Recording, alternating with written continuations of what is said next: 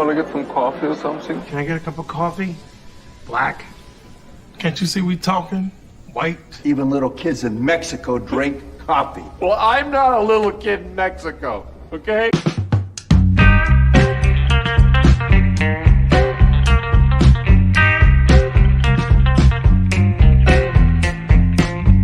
That is the best coffee I've ever tasted. A damn fine cup of coffee. You want a cup of coffee? No coffee.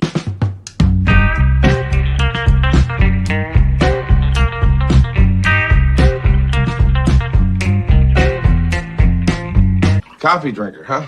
Maybe we could grab some coffee? Coffee! Coffee, coffee, coffee, coffee, coffee!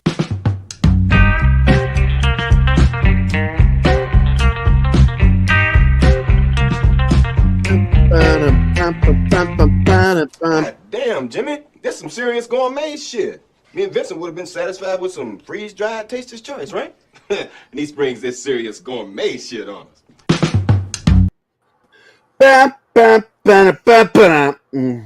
We already have agreed. Yeah. I'm not gonna look. Don't care. It's Jeebus, Don't care. Of Of course, it's Mikey Jeebus, or is he Krampus Jeebus today? It's Krampus Jeebus. Yeah. What a weekend! What a weekend! What a weekend! What a week. Last week can go fuck itself. Yeah. Agreed. Even though I do have to say, Thursday was wonderful seeing Zoe.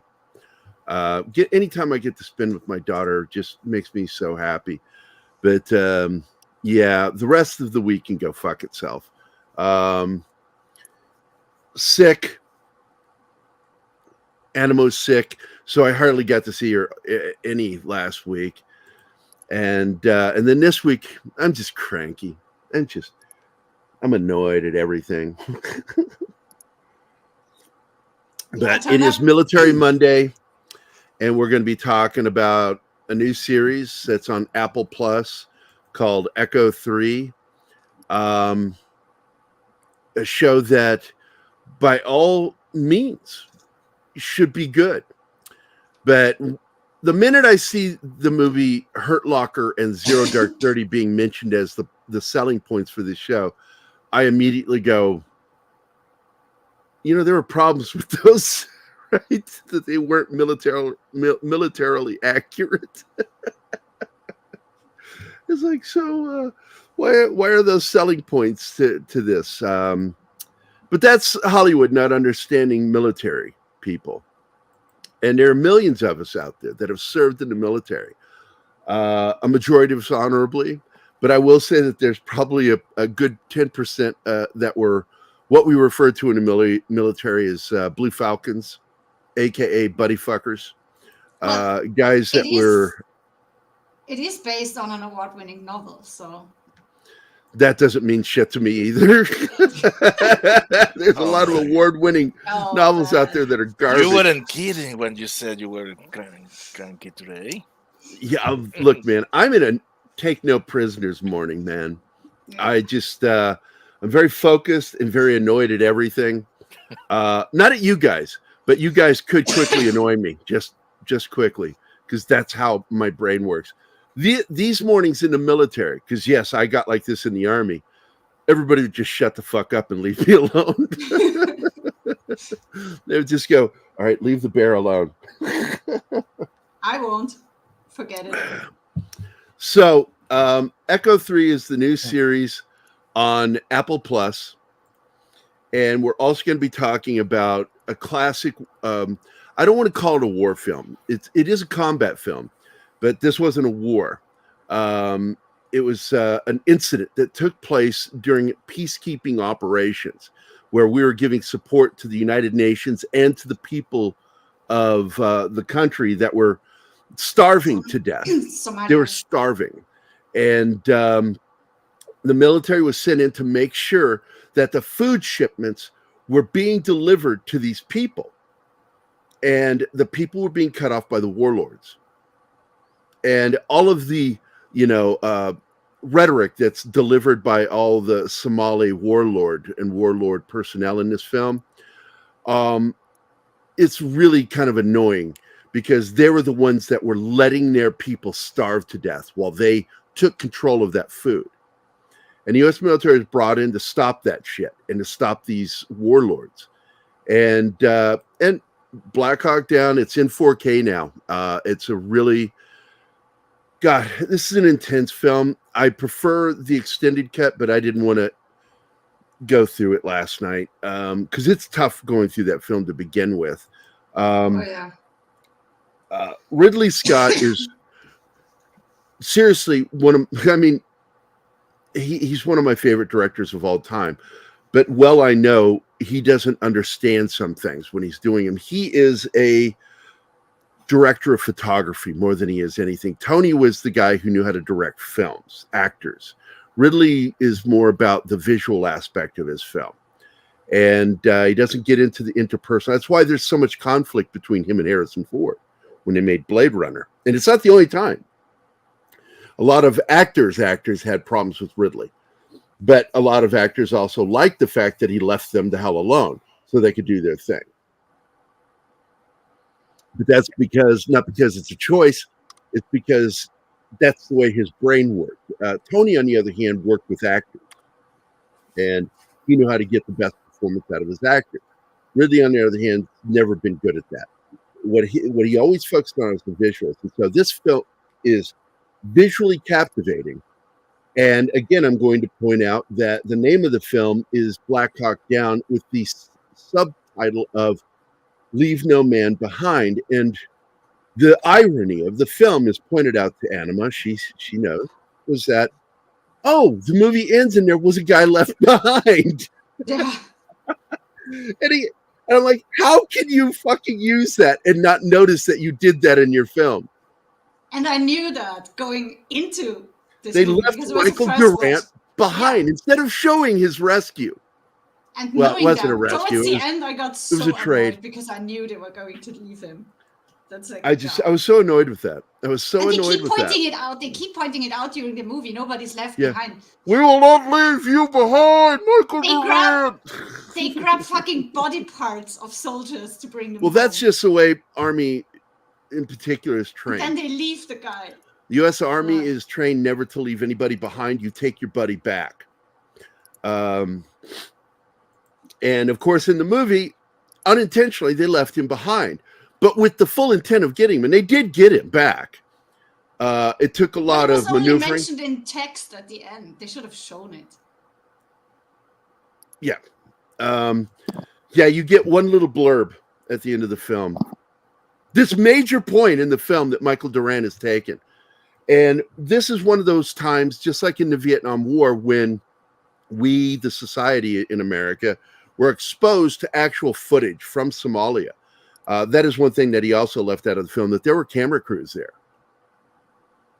And we got to witness them dragging those American Delta Force operators' bodies naked out of that helicopter. They weren't naked in the helicopter. They were brutalized for trying to stay there to defend. They died. They went in there knowing they were going to die. Those two operators knew it. It was a suicide mission. They went in there to protect that pilot, Michael Durant. And somehow people are like, oh, that's okay. That's all right. I'm sorry. Again, the negative aspect of my personality is coming out today. I'm also going to blame The Guardian. Please never share another Guardian review with me, baby. I won't. Because that just triggered me this week, and it really did. I get so sick of anti-soldier propaganda from those commie pieces of shit at The Guardian. I couldn't even get past that first sentence, and I'm like, and then I read another sentence, and I'm like, I'm done. I can't read this. I'm going to get fucking mad and want to punch a baby. So before we get into it, let's say good morning to everybody. D. Bud Martin, first man in the house. Good morning. Scott Lewis. Penny is here. Let's see. Who else is here? Donnie Pearson is here. Donnie, good to see you, man. I haven't seen you in a while. Good morning, Gerry and all, and happy Cyber Monday. Hope everybody's weekend was well despite the passing of Queen Elizabeth II, Kevin Conroy, and Jason David Frank. Those are all. Thanks for bringing up all the dead people today. Thanks, man. Way Well to done, start Donnie. it. No, I'm just kidding, man. Good morning, Jeebus. Thank you. Come again. The same Jason David Frank who portrayed Dr. Tommy Oliver in the Power Rangers universe. I did update my profile pic in his remembrance. That's very cool, Donnie. Thanks, man. He's a good guy, man. He really was. And it's just, I think there's more going on than what we got, but God rest his soul. It's not going to bring him back to dig that shit out. Let's see. The Crusader Lion. I don't recognize that name. Is this somebody that we know?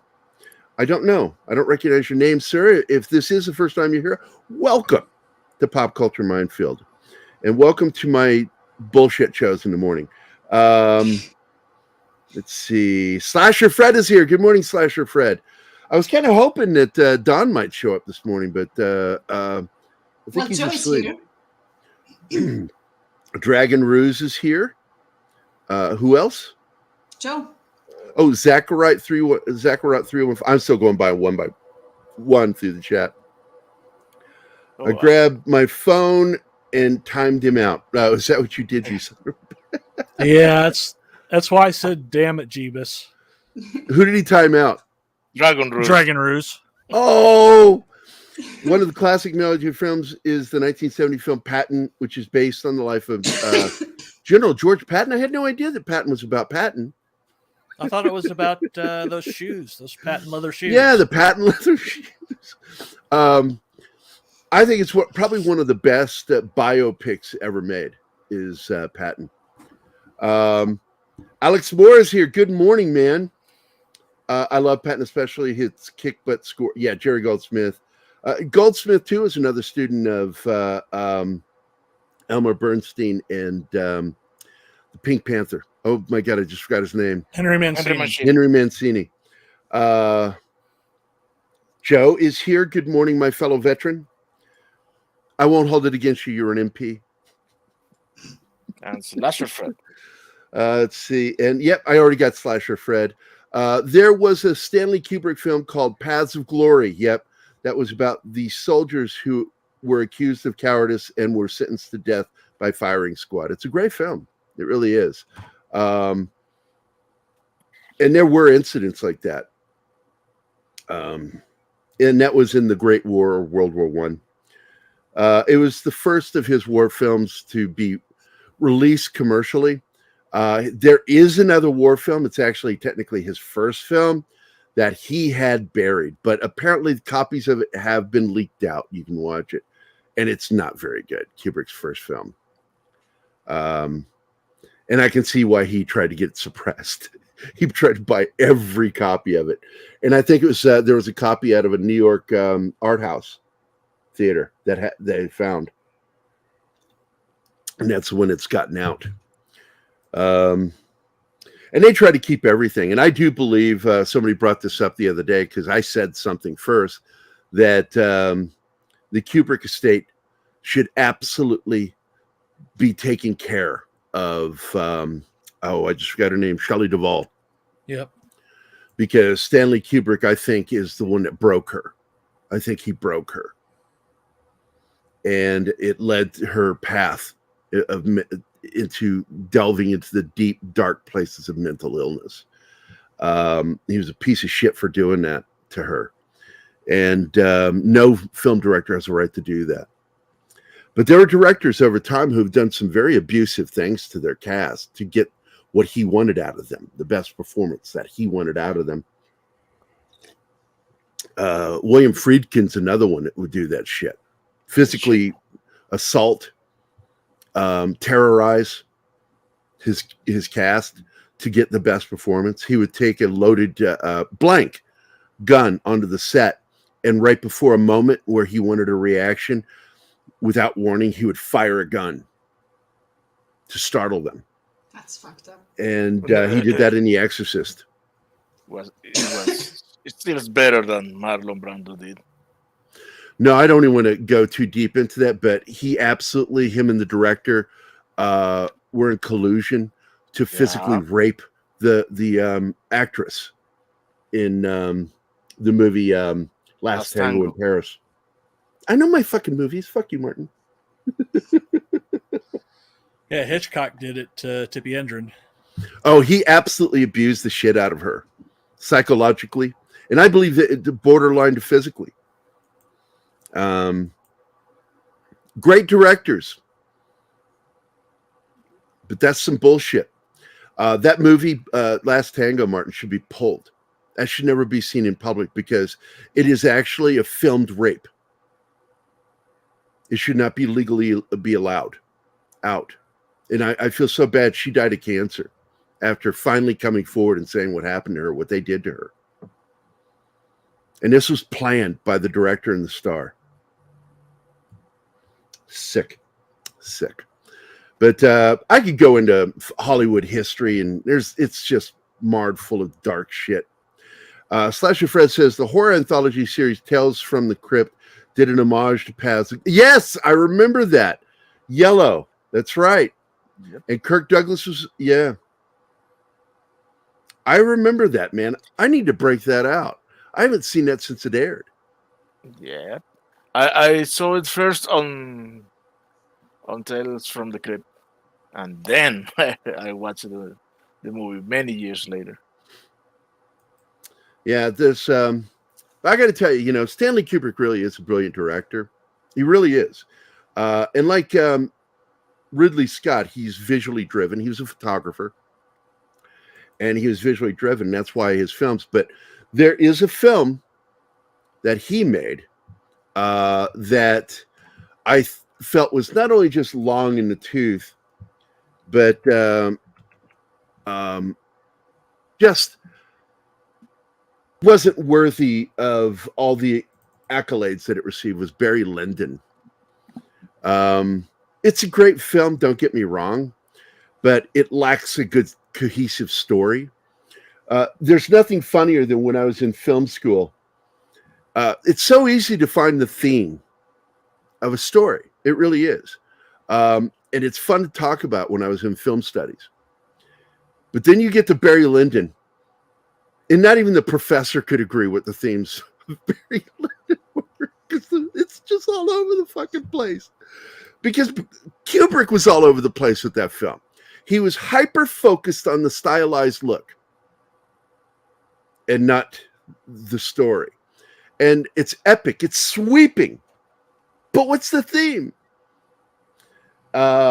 Ridley Scott turns around and takes a book and adapts it into a movie. It's his first film called The Duelists. And it's a great war film, too. Great war, Napoleonic Wars. It is a great film historically, as well as a great story. And good morning, Dustin. How you doing, buddy? And if you've never seen The Duelist, go watch it. He did with that film almost unintentionally and made as visually stunning and sweeping a story. And it's got a theme. I'm not going to tell you what the theme is. You can go find out for your fucking self. Gotta watch it. Watch that movie. I would love every single person in this chat. I'd love to hear you guys report back what you think of that movie. Which one? It's called The Duelists. Oh. It stars Harvey Keitel and Randy Quaid. No, not Randy Quaid. The other Quaid brother. Dennis Quaid. Dennis Quaid. Or is it Dennis? Yes, it is Dennis, the Western actor. Yeah. Not Honey, I Shrunk the Kids. Not Quaid. Goddamn, Carradine. Yeah, I was going to say, I was thinking. I got him all fucked up. Sorry about that. It's the Western brother. Not Kung Fu and not Honey, I Shrunk the Kids brother. The other one that does Keith Western. Carradine. Yeah. Fuck, I love that movie so much. Hey, Chris. Chris in the chat. Hi, Chris. He's busy doing some other stuff today. Thanks for dropping in, buddy. But if you've never seen The Duelist, go watch that movie. It's about obsession and honor, and it's about personal conflict. And I'm not going to give you the total theme, but I will tell you, you got to figure out a lot of times when you're watching a film, am I watching a film that's about man versus man, man versus self, man versus nature, man versus science, all of those. And, to be a better, and I tell people all the time, if you want to be a more discerning member of the film viewing audience, read some books on storytelling. Learn the basic structures of storytelling and understand better why I say some of the things I say on this show. Keith knows what I'm talking about. That's why he and I are so simpatico in a lot of films and TV shows when it comes to the writing and knowing how a story is supposed to unfold for you. And that movie is superior to Barry Lyndon in almost every way. And what's amazing is when you get to that final moment, that final on-screen moment of Harvey Keitel's character, and something happens in camera. It was caught live. And it was pure accident. And it was one of the most memorable moments in cinema history. And I'm not shitting you. People who know film, real cinephiles, know the scene I'm talking about. We'll talk about that moment. Serendipitous moment of filmmaking where something happens light-wise in this shot that makes it look like that. How did they do that? That had to have been staged. No. It's just nature doing what it does. And there are several shots like that in the film that were so beautiful. And it was all because of the perfect fucking lighting of the day and the overcast nature of that day or the inclement weather of that day. And it just happens. And it's serendipitous. And I consider it one of the most beautiful films ever shot, The Duelist. Oh, Dragon Rouge is back on. Dragon Rouge. Me no read. It's been on for a while.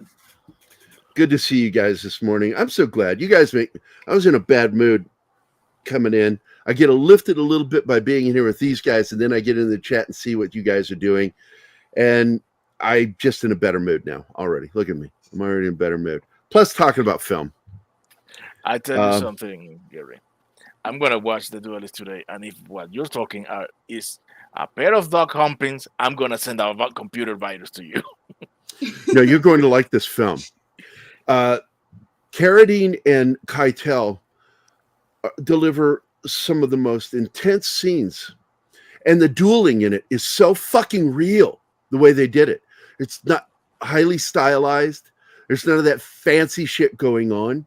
They're quick duels, because duels go quickly. Samurai films are famous because sword fight extends longer than it does. But if you go back to watch the movie The Seven Samurai, that one fight where you see the great spray of blood, it was one of the first major films to use spray blood when he cuts that dude, that other samurai in that duel. That duel lasted seconds. And that's really what happens. What you have in most samurai duels historically is two men sizing each other up, looking at their posture, looking how they're holding their weapon, and planning, and then the move is made. And the superior fighter of that little battle wins instantly. May I say something about that? Yeah. There's a excellent, exquisite, I would say, movie, Japanese movie. It's translated as Heaven and Earth. No, it's not the Vietnam one from Tommy. Yeah, Oliver Stone's bullshit movie. Yeah. But it's called Heaven and Earth, and it's talking about the feud between Kagetora and oh man, how was the other guy? Old man's memory. I'm assuming it's Japanese. Yeah, and there are two. I think Miyazaki. I can't remember, man. There are or two Musashi. fights. Musashi. There are two fights that are exactly like that. Wait a minute. It better not be Takeda and Kagetora were the historical figures. Because there was a piece of shit film that came out a couple of years ago. No. This is about Miyamoto Musashi that I fucking hated. Yeah. It's made to look like one long movie. I fucking hate that movie. That guy, whoever did that movie, did not understand who the fuck he was talking about. He did not understand Miyamoto Musashi at all. Miyamoto Musashi was a tactician. Everything he did was planned. There was no accident or incident to that man. Everything he did, including his insults. When he showed up to that one duel with a Boken, that was intentional because he knew his sword wasn't long enough to fight the guy. So on the way over, he whittled a boat oar into a Boken that was long enough to fight against the sword that he had to go against. He also had the sun at his back in the duel. Everything he did, not to mention his showing up late and with a Boken, was meant to also insult. It's on the private chat, the link to the IMDb page. Let me go look at this. Open in new tab. Let me go check this shit out. We're almost at that point where we need to. Oh, this one? Yeah. Yeah, I know this one. No, this is a great film. No, I know this movie. Okay, good. Thank you for not disappointing me, Martin. Yeah, this is a good film.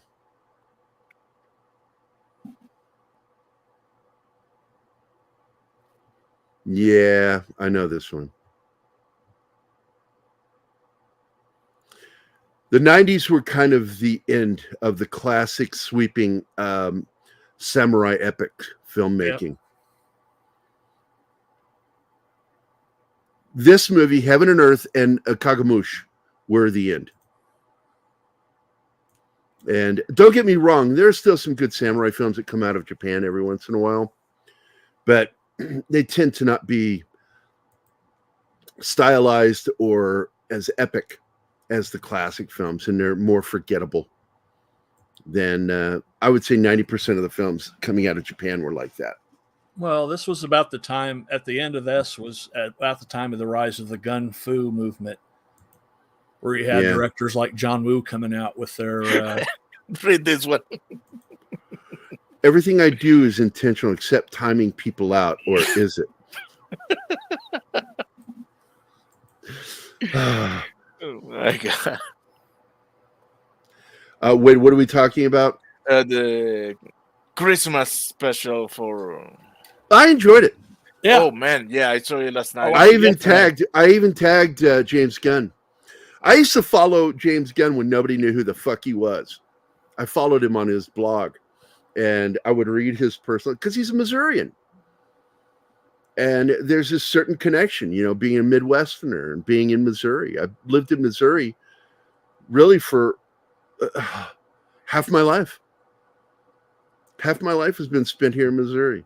And crap, man, I'm proud of being a Missourian. And but he would say things sometimes in his blog that I'm like, he's trying to be edgy. He's trying too hard. It's funny, don't get me wrong. But at the same time, it was troubling. Like, he posted this story about him and his brother going to Six Flags in St. Louis. And there was this girl on one of the rides, the water rides, that his brother was hemming and hawing. He's nervous about going on this ride. And this little 12-year-old girl was standing behind him while he was hemming and hawing to get on the ride. And she basically called him out as a pussy. This 12-year-old girl called him a pussy. She said, "Get on the ride, pussy. We're all waiting." This is the guy that plays one of the pirates in the show, the brother. Yeah, Sean the Gunn. Actor. She said that to him, and he shamefully got onto the ride and shut up. And James Gunn, trying to be witty, clever, says, "I can hardly wait till that girl turns 18 so I can fuck her." And you think, oh, haha. And then you go, wait a minute. You just said that about a 12-year-old. And that's where his humor goes. And he says things that are really borderline fucked up. And I remember sitting there with my little girl going, if somebody said that about my daughter, I'd punch him in the fucking throat. And that bugged me. But I get it, you know, he was trying to be edgy and just trying to be clever. And if you look back at his blogs all the way until he started getting on Twitter, when Twitter started, it was always him trying to be edgy.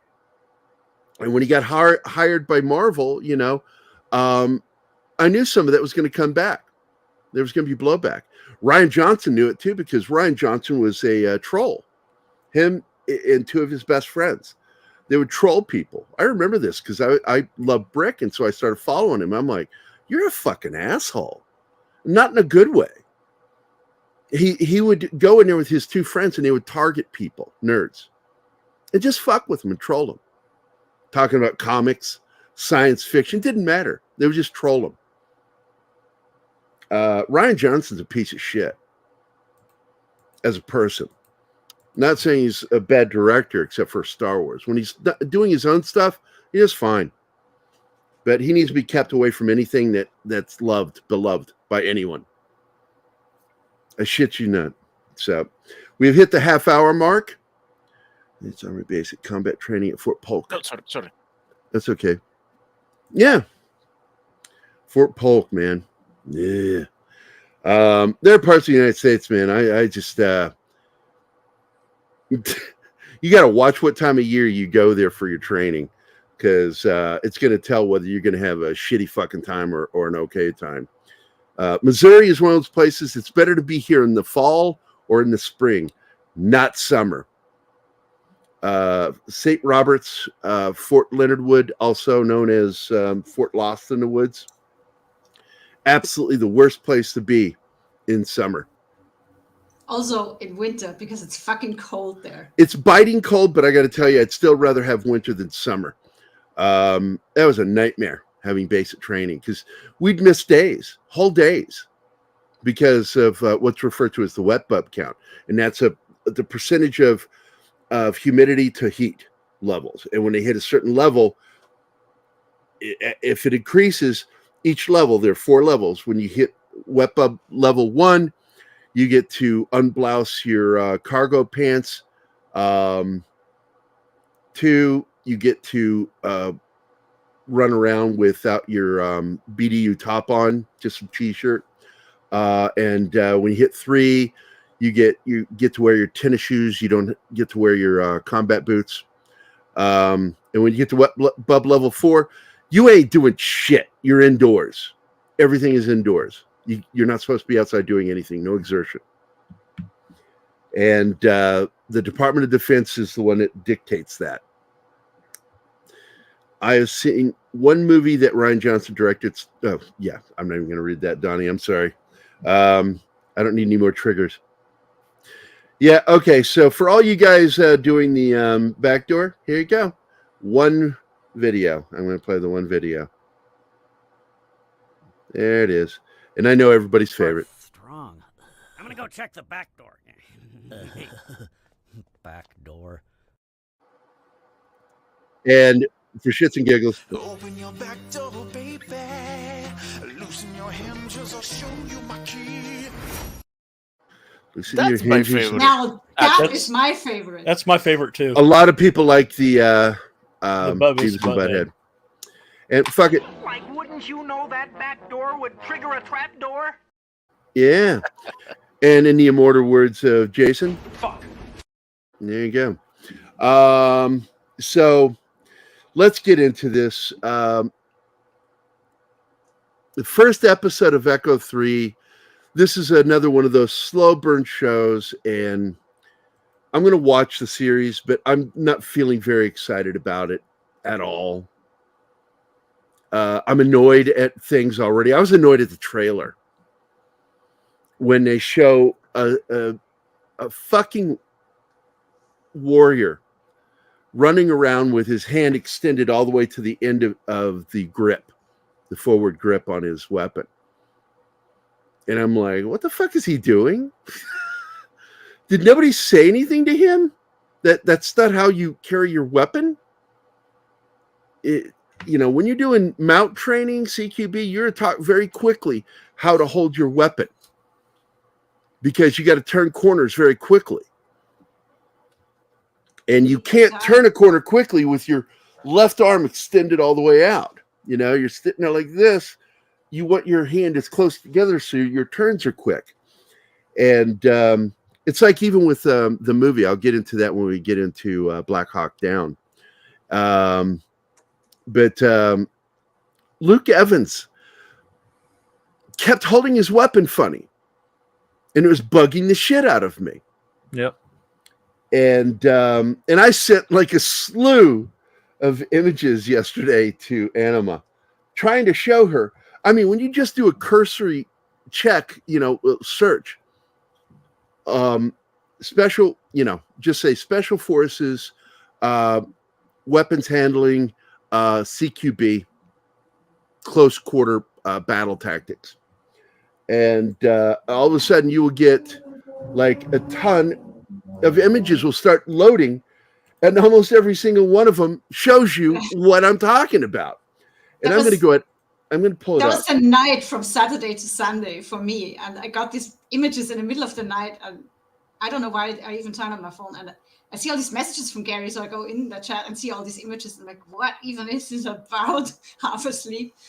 He explained to me the next day. This isn't a new thing. I mean, this has been going on since the onset of carrying the modern combat weapon. And modern shooters are taught the finger point method. Don was talking about that. That one day. And what? You're roboting. Great. I don't know what you expect me to do. It's like, hey, I'm going to point out something that there's nothing you can do. Okay. Hey, thanks. Well, there is something you could do. There's really nothing I can do. Yeah, you could. It's going to do what it's going to do. But it's going to stop eventually. But it'll do it on its own. Yep. But I'm going to upload a couple of images real quick in my download folder.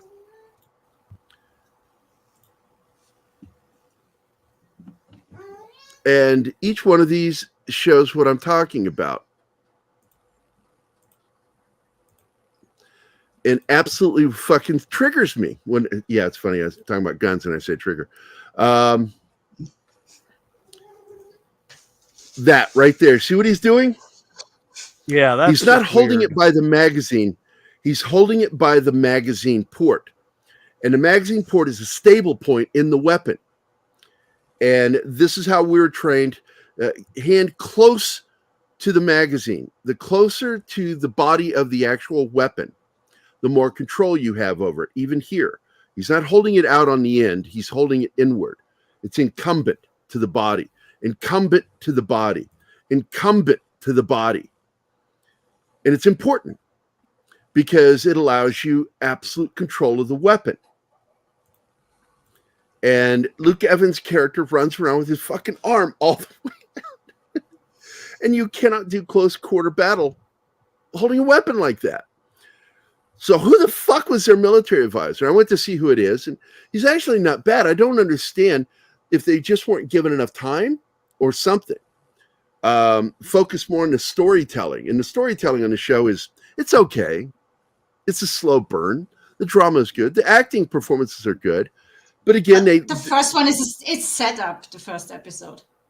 I really kind of dislike this. This is something that this guy likes to do. Bowles, whatever his name is, that wrote it. He was one of the writers on a movie that we made fun of really Zero badly. Dark 30? Not Zero Dark 30. We didn't make fun of that one. We made fun of The Hurt Locker. It's like nobody fucking leaves the fucking fob. Nobody goes outside the wire without permission or alone. It's never happened. It doesn't happen. That was dumb. And nobody talks to senior NCOs or officers the way he did. They would get smoked. Absolutely smoked. I've seen men say the wrong fucking thing and get fucking smoked. And when I say smoked, I don't mean killed. I mean, it just... So I've got problems with a lot of this guy's work. And I love how the media loves him. He's a media darling. But the media doesn't know shit about the military. And when you start writing about the military, you better know what the fuck you're talking about.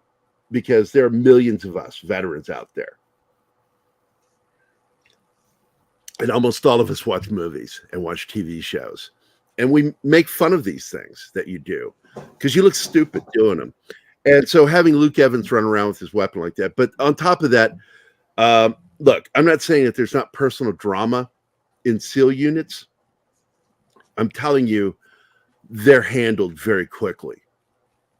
That was my beef with the show SEAL Team, is a lot of the conflict would not manifest the way it does on the show, which creates the fake drama of the show. And that's something that we've talked about ad nauseum on the show. Whenever you see the fake drama rear up, I understand that's just for TV. That's not how operators, warriors, that's not how they operate, even in their personal life. But there are. Yeah. But, it's always in there for drama. In this one, they have an incident that takes place, and it's a conflict of perspectives. And but the way that it plays out dramatically in the show, it's kind of bullshit. It would not play out that way. And it creates this conflict.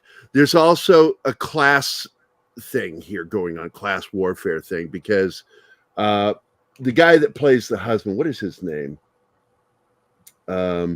Prince, you mean? Yeah, Prince, played by Michelle Huisman. Michelle Huisman. He came from a wealthy background. He's a senator's son. And then you got Luke Evans playing Bambi. It's not his name, it's his nickname. And he grew up a redneck. And even though that is joked about between warriors, it's not like that. That would never happen, especially in a cohesive SEAL team. People, you just don't understand until you've been in the military and seen what that friendship is. It's not like in the civilian world. So you see, military guys like me, we're really shy away from friendships outside the military because people out in the real world don't approach friendship the same way we do in the military, because it's tighter, it's more personal. It is a bond that goes beyond even blood. It's just you just don't, and we say that. Well, you will hear veterans say it. It's like, you people just don't understand. We don't mean any offense when we say you people, but it's because we don't see other citizens being like us or understanding us. That's why I hate The Guardian, because it's run by a bunch of you people that don't even want to understand. I like people who want to understand. They're my favorite people to be around that didn't serve, people who want to understand veterans. All right, Dustin, take it easy, my friend. You too. Waving in chat so Gerry can freak out. What? I couldn't finish reading that before you moved. I didn't catch the last part of Mr. Tickletrunk's sentence. Wait. No, that was all. Yeah, can freak out. Okay. I was reading ahead and I thought that was what it said. But so it's good to see everybody today. But I learned to shut my mouth around civilians. I made a mistake at work one day because everybody was opening up at this table, eating together, and I shared something, and they treated me like I was a psychopath that was going to kill everybody in the office when it was over. And I learned I need to not share being military. Because you people don't get us. But I love you guys anyway, because that's what I served for. I served because I wanted to serve and take care of the and give back to the society that helped me so much. And I wanted to be a better person. And that's one of the main reasons I went in the Army, was I wanted to be a better person. And I thought that even though I don't think the military makes a man out of you, I think it helps make you a better person. But each person gets something different. So this show has that conflict between the two main characters because an incident happens during a mission a mission that starts going south right from the very beginning. And that's exactly anybody that's an operator or that understands being combat effective understands that that's the nature of the beast, that when your operation begins to go south, you from right then and there, you are trying your best to get it back on the rails. But you well know there's a good chance we're going to have problems all the way through. Once that one crack happens, there's a chance that crack growing in a windshield is what I'm referring to. It's the same thing in an operation. And the fun part about the military is nothing ever really goes to plan. It's a lot of luck. And it's, having that drone over the wrong hill kind of made me laugh. That was really bad. How did that happen? A tactical operations center had a drone over the wrong hill. Now I'm going to say what was really cool in this, my friend who's going to be back on the show here, hopefully in December or January, Fahim Fasli is in this scene. He's one of the Afghani soldiers. I just wish he would get more He needs to get more. I get mad that this guy doesn't get more lead roles. Yeah, because he's actually a really good actor, and but he's playing one of the rebels or Taliban. Oh yes, Magitech Mags. Good morning, Joseph Dredd. Good morning, Magitech Mags. I love my veteran family members. I always try to thank them when I see a vet hat on, or even supporting them, showing appreciation goes a long way. Yeah, and sometimes just help them feel normal. Don't I get it. Thank them. I understand it. I thank my fellow vets. I get thanked by my fellow vets. Thank you for your service. Well, thank you for your service. But I also know that it makes us uncomfortable when we're singled out. It actually really does. Makes every veteran feel singled out. And it makes us uncomfortable, but at the same time, it's appreciated. It is appreciated. It's not disliked or hated. It's just, it makes us feel singled out, and we don't like that. But at the same time, my response has always been, thank you for letting me serve. I also say things like, you really should be careful thanking people who did things for selfish reasons. Because I served in the military for selfish reasons. I wanted to be a better person. I wanted the experience, and I fucking enjoyed it. Even the bad stuff. I look at that and I thank God I went through it. I came out the other side a better person because of it. But not every person has the same experience. You can actually have the same experience, two people, but two different ways of seeing it. And that's how you end up with guys that were in the same unit in the same battle, some with PTSD and some not. Not every combat soldier has PTSD. It's just really weird. And it really is. And sometimes one of the best way, Mags, and I'll tell you, this is something that's really nice. Instead of saying it like loudly, walk up to a veteran very quietly and go, thank you for your service. Try that sometime, very quietly. Veterans love that. They like it when you approach them quietly. I almost punched a hippie in Walmart when he grabbed my arm to thank me for my service. Because, like, I remember when he grabbed me, my fist clenched, and I was like, oh, this shit's going to go down. I've heard of this stuff in Walmart. It's crazy shit at Walmart. This is going to happen for real. And I thought, oh, I'm going to plow this poor little hippie.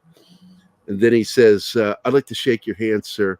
Thank you for your service. And I unclenched my hand to shake it. And I was so caught off guard by that moment that I was almost traumatized by being thanked for being in the military. That was so... Yeah, it throws you off when you get thanked, Joe. It throws you. It makes me feel like a milk bucket under a bull, a deer in headlights. And veterans prefer it when you thank us privately and quietly. Just reach over and quietly shake that hand and lean in and go, thank you for your service. It becomes more personal. It's a very personal moment when you do it that way. I mean, you guys understand what I'm saying, right? Here in the panel. Yeah. Yeah, I just Yeah. think it's weird to hear you recommend to shake somebody's hand because I'm like, No, I don't mind when people shake my hands. I just want hand sanitizer afterward. Nah. I got to wash that hand.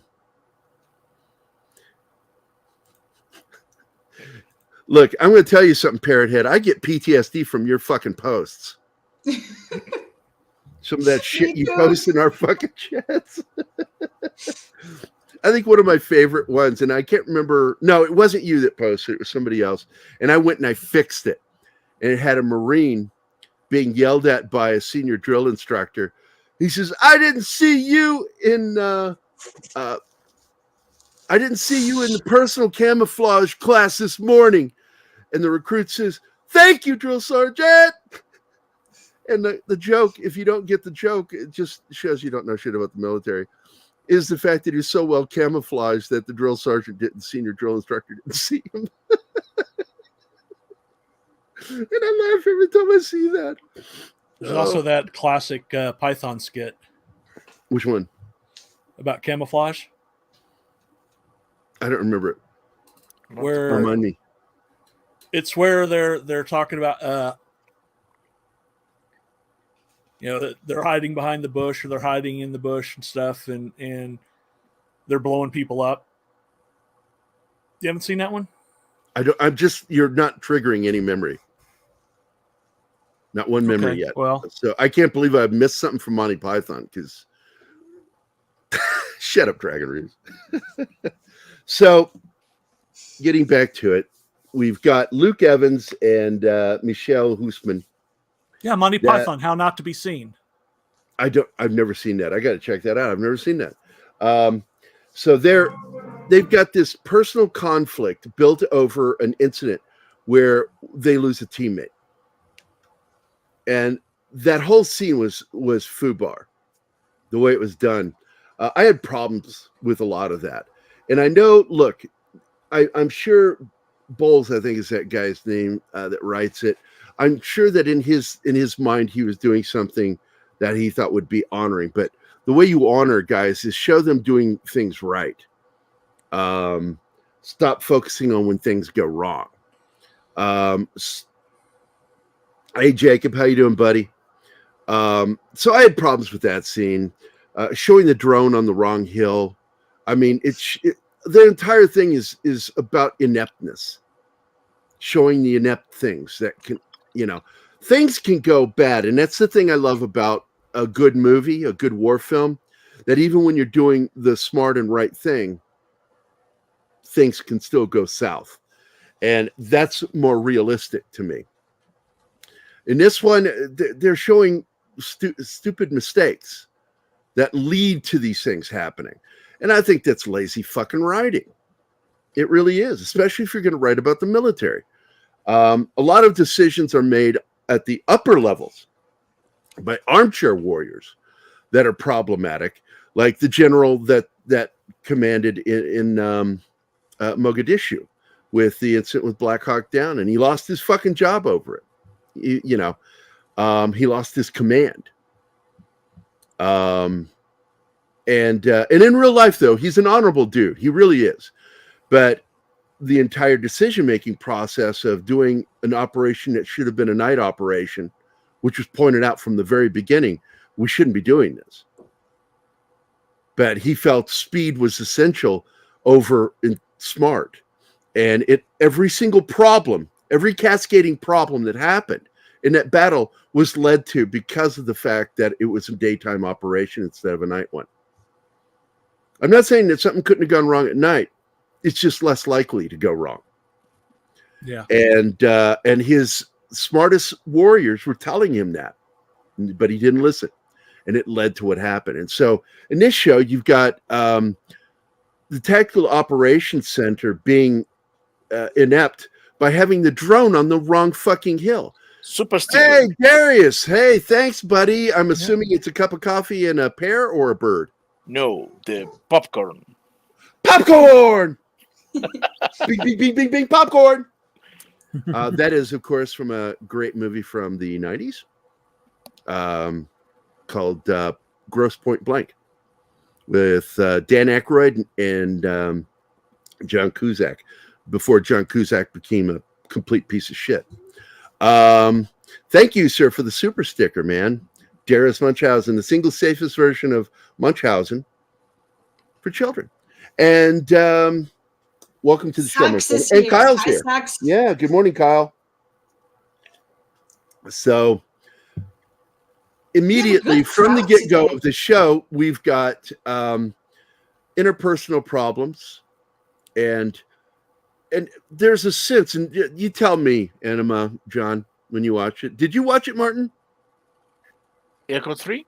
Yeah. No, not yet. Okay, John watched the first episode. Yeah. Did it feel like you were supposed to feel uncomfortable even in that wedding? Because it felt awkward. The entire fucking thing. Everything felt awkward. And it's going for this awkward thing that I think was completely unnecessary. It does not. It's like he doesn't want to show any kind of cohesiveness between people. And that's problematic. That is the mindset of people who don't understand the military mindset. And I'm not saying that there's not conflict between people in the military. I'm saying that we have a very good way of handling it. One of the first things you're taught in the military, do not respect the person if you can't, but you respect the rank. You don't have to respect the person. You respect the rank. When you salute, you don't salute the person sometimes. You're saluting that fucking rank on their lapel, on their center bar, or on their helmet. When people do that, I really think it's stupid putting your rank on your fucking helmet.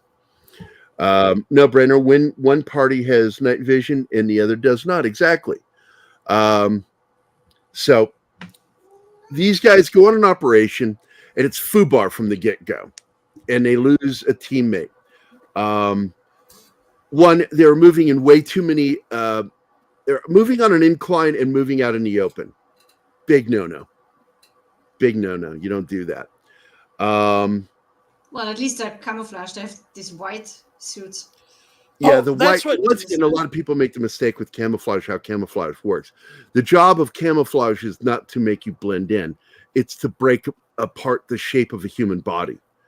And it's not meant to blend in. It's meant to break up our shape, because our eyes are trained to look for the shapes of a human body.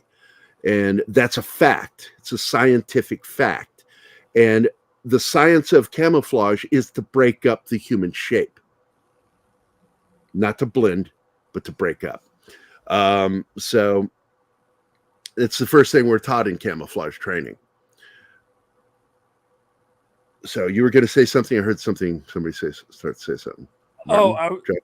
I was going to say I found it annoying that they didn't have white packs. They were all still olive drab. Well, I didn't mind that so much. I didn't mind that so much because, once again, that helps you break up the human form. Having that all that white and then those shapes begins to, especially when you're laying down, can look like a rock or part of a bush. So I didn't have too much trouble with that. What I had a problem with was the way they were moving around. Once again, necessity of a military tactical advisor for shows like this, movies, is so fucking important to have a guy that really knows how that is done in that specific thing. Not just an idea. Del Dye brings in experts when he's working on films. He's not just the only expert. He brings in other tactical experts to work with him. So in military, there's military science. Actually, I know it's a joke, Darius, I get it. But the fact is, there's science to everything that's done in the military. Science in how we hold the weapons.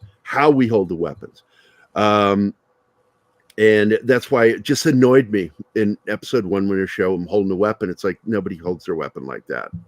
Nobody. Except an idiot. First Sergeant more than butter bars. I will tell you right now, Joe, I absolutely gave left-hand salutes to butter bars. Never got caught once. Okay, can you enlighten us about the butter bar thing? This is a proper salute, and this is how I would salute them. Good morning, Lieutenant. What does it mean, a butter bar? You're second lieutenant.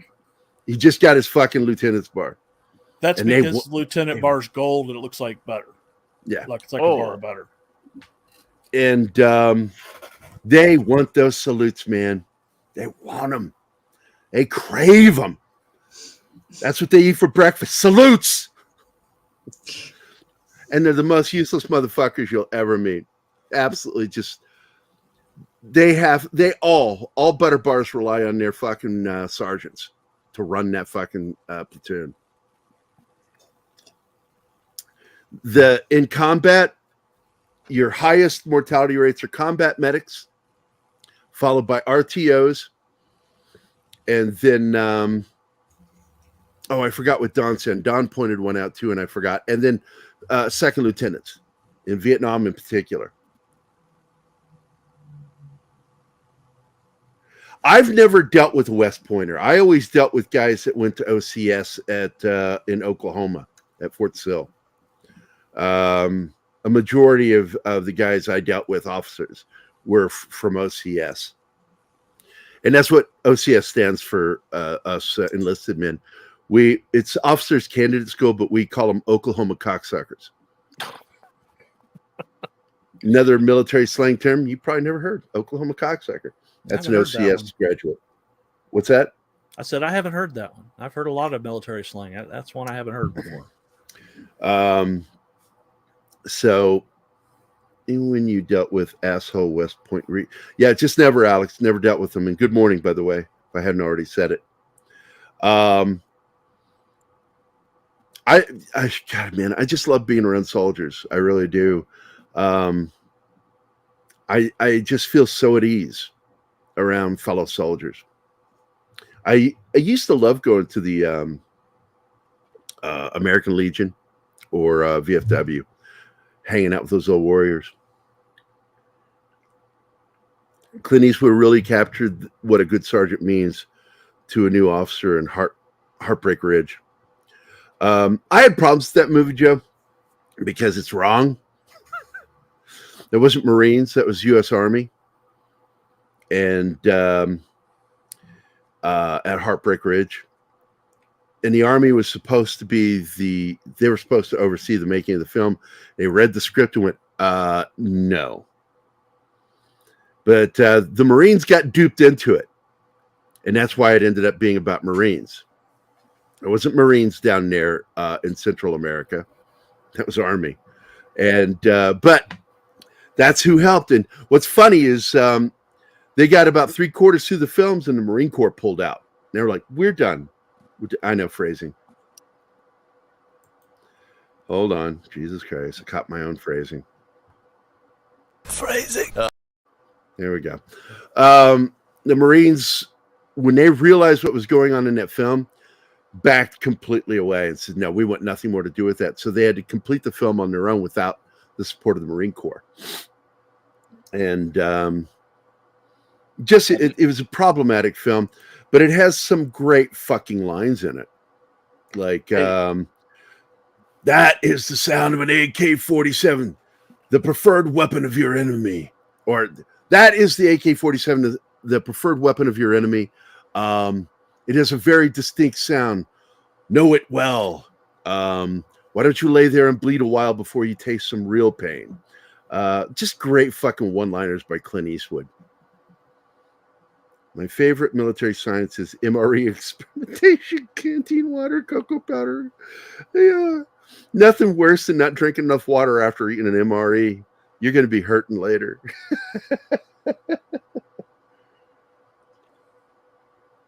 Oklahoma. Nope, never did that. Nope, never did.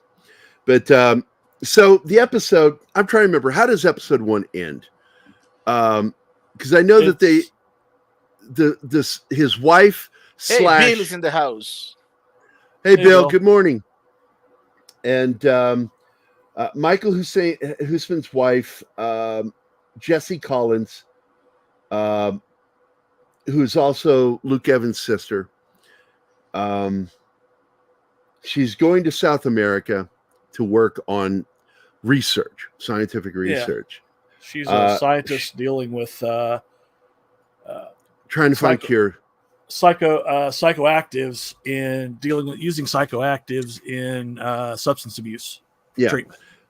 So, yeah, she's a neuroscientist. She's also more, as we learn in the episode. Well, after she's kidnapped, it's revealed to us that she was inducted into the CIA, which is very common. Yeah. And so Luke knows this as the brother. And I got to tell you, Prince's character is such a fucking annoying pussy. Oh, yeah. In real life, as Luke Evans' character, I would have flattened him. Watch your fucking mouth. It's all about class warfare. I dislike that. It's something that doesn't exist in the military the way they showed it. If you are in a combat unit, it doesn't matter what level, you don't behave like that. You don't conduct yourself that way. You are professional. Your class means nothing. It's that guy next to you. That's all that matters, the guy next to you. That's all that fucking matters. So this class bullshit in the show is such hokey bullshit. And it has nothing to do with anything that goes on in the military.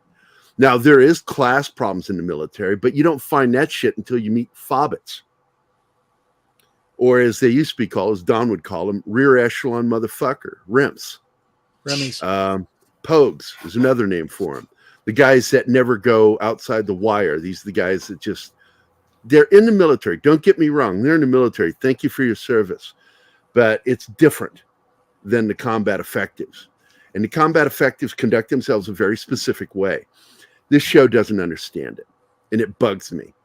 And so it's already got problems with me right out of the get-go, right out of the gate. But I like Luke Evans a lot. I like him as an actor. He's almost as bad as what is that guy's name? Just watched him in Bullet Train. He's the main villain in the movie. Michael Shannon. Yeah. Michael Shannon is somebody that should never play anything outside of a villain. Because there's nothing likable about him. Nothing. He's terrifying to look at. He looks like he wants to kill you all the fucking time. And Luke Evans almost has that fucking look. He just happens to be able to go friendly. Michael Shannon can't. Michael Shannon absolutely was born to play nothing but villains. He tried to do comedy. He tries to play friendly characters. Doesn't work. Groundhog Day. He's in Groundhog Day. What was he in that? The kid who was newly married and Bill Murray gives them the honeymoon in the airport. I don't remember him in that at all. I'm going to have to check that out. Yeah. No shit. And he was, the guy was a very sweet guy. Well, I got to tell you, Luke Evans, so close, but manages to not be, because he's a guy that can play good or bad. I like Luke Evans. He's a good fucking actor. I expect better from him in this. Lord Thoth, all hell, Lord Thoth is here. Shannon should have played Jaws. He could. He really could. He looks so fucking scary. And when he goes intense. Yeah. What is that movie he did? It's based on the true story of a guy who killed his mother with a sword. No, he killed his mother with a samurai sword. Held people hostage in his mother's house. Crazy fucking dude. He was in that movie, and I'm telling you, dude, that's the kind of role he was born to play, because he's fucking terrifying looking. Nothing friendly about that guy. He smiles, and you immediately still want to back away from him. You know, there's nothing heartwarming. I would pay money to watch his children cry when he smiles at them. Didn't you see when he made a readout of a sorority letter? Yeah, fuck him on that one. I don't like his personal fucking views on anything. I like him as an actor, but he really was born to, like, the character, the psycho Fed that he plays in Boardwalk Empire was really good. He was one of the best parts of that show. And that's the kind of character he was born to play. Somebody that's fucked up and scary and dangerous. Zod. He was perfect as Zod. He really was, dude. He was an amazing Zod. But anyway, Luke Evans, I like him a lot, and I wish that somebody had worked with him better on this show. And I wish that they had had a real technical advisor on the show. Go look up technical advisor on the show. It's hard to find who it is, but he is there. And I don't think they did a very good job. Or the director did what Spielberg notoriously does and says, thank you, and then does what he's going to do anyway, no matter how stupid it is. Having soldiers walk on a ridgeline in Saving Private Ryan, have them walking in occupied France, just like 2 yards apart, talking full voice in German occupied territory. And then complaining about another soldier, stop saluting the captain. You might get him shot by a sniper. And of course, he's walking around with 2 bars on his fucking helmet, painted right on there. Actual painted on target. Steven Spielberg doing stupid stuff with the military from day one. I mean, fuck him. Anybody that can't support soldiers, only World War II soldiers, is an asshole. That's Steven Spielberg. He will not. He won't produce or support films that support modern military.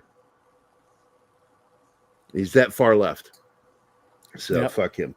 So this show again doesn't understand the warrior mindset, and it comes to a point where another conflict between the two of them. God, the conflicts are so dumb, so dumb. It's like Luke Evans tells, Bambi tells Prince, your wife works for the CIA. As a subcontractor.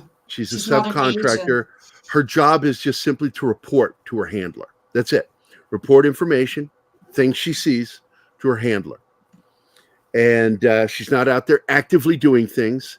She's not a spy. She's not carrying a gun. And so... She's not supposed to have that tracker, though. So Prince fucked that one up when he slipped that. Yeah. Well, I don't even want to get into that yet. I don't want to get into that yet. Because there's a lot to unpack with that, what he did packing that. Unpack with that pack. That's fucking stupid. If you want to do something like that, you do something to their phone. That was stupid. That was just fucking stupid. He didn't know that she was supposed to be. No, it's stupid that she didn't find it. Yeah, that pack's not that fucking big. I know everything. And the guerrillas, they find it immediately. Well, he sewed it into the lining. That's the deal there. But the problem is, if you watch it, she's never carrying that pack at all. No, it's just so stupid. But he's got a beef with Bambi because he believes that it was Bambi's fault that their buddy died. First of all, that operation was fucked from the get-go. And so blaming Bambi for that is stupid. It doesn't nobody does that. Nobody in a combat unit does that. No. You make calls all the fucking time. You're trying to make the best call. Always trying to think about what you're doing. And when you get yourself separated and you've got to make an immediate egress, you bug out. If that person was stupid enough to get themselves separated, and just one stupid move after another by people in that unit, it was really fucking weird. There was no cohesion in that unit. And that immediately tells you that's not a SEAL team. It's supposed to be in the story, but it's not, because they're not conducting themselves as a SEAL team. They're showing no cohesion in their activities. It's so funny when I play with military buddies, when I play Call of Duty, I yell it out when I'm doing it. Reloading. Yeah. You're constantly talking to one another and you're trying to stay close together. If you're separated, it's because it was tactically planned that way, but you're not alone. You're always with other members of your team. So many fucking problems. And so this conflict between these two is just the biggest bunch of bullshit. And by the way, this show is based on a book, which is based on also an Israeli series. But the Israeli series and the book are based on veterans, not active duty. So these guys that aren't cohesive. It is the last Hey, Gerry. mention, though, as far as I understood. Bill is asking this.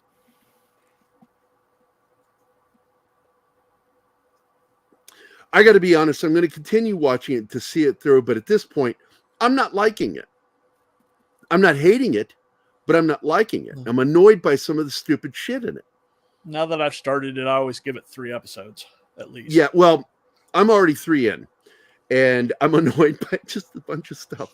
So next week we're going to be talking about 2 episodes. Episode 2 and 3. And no movie.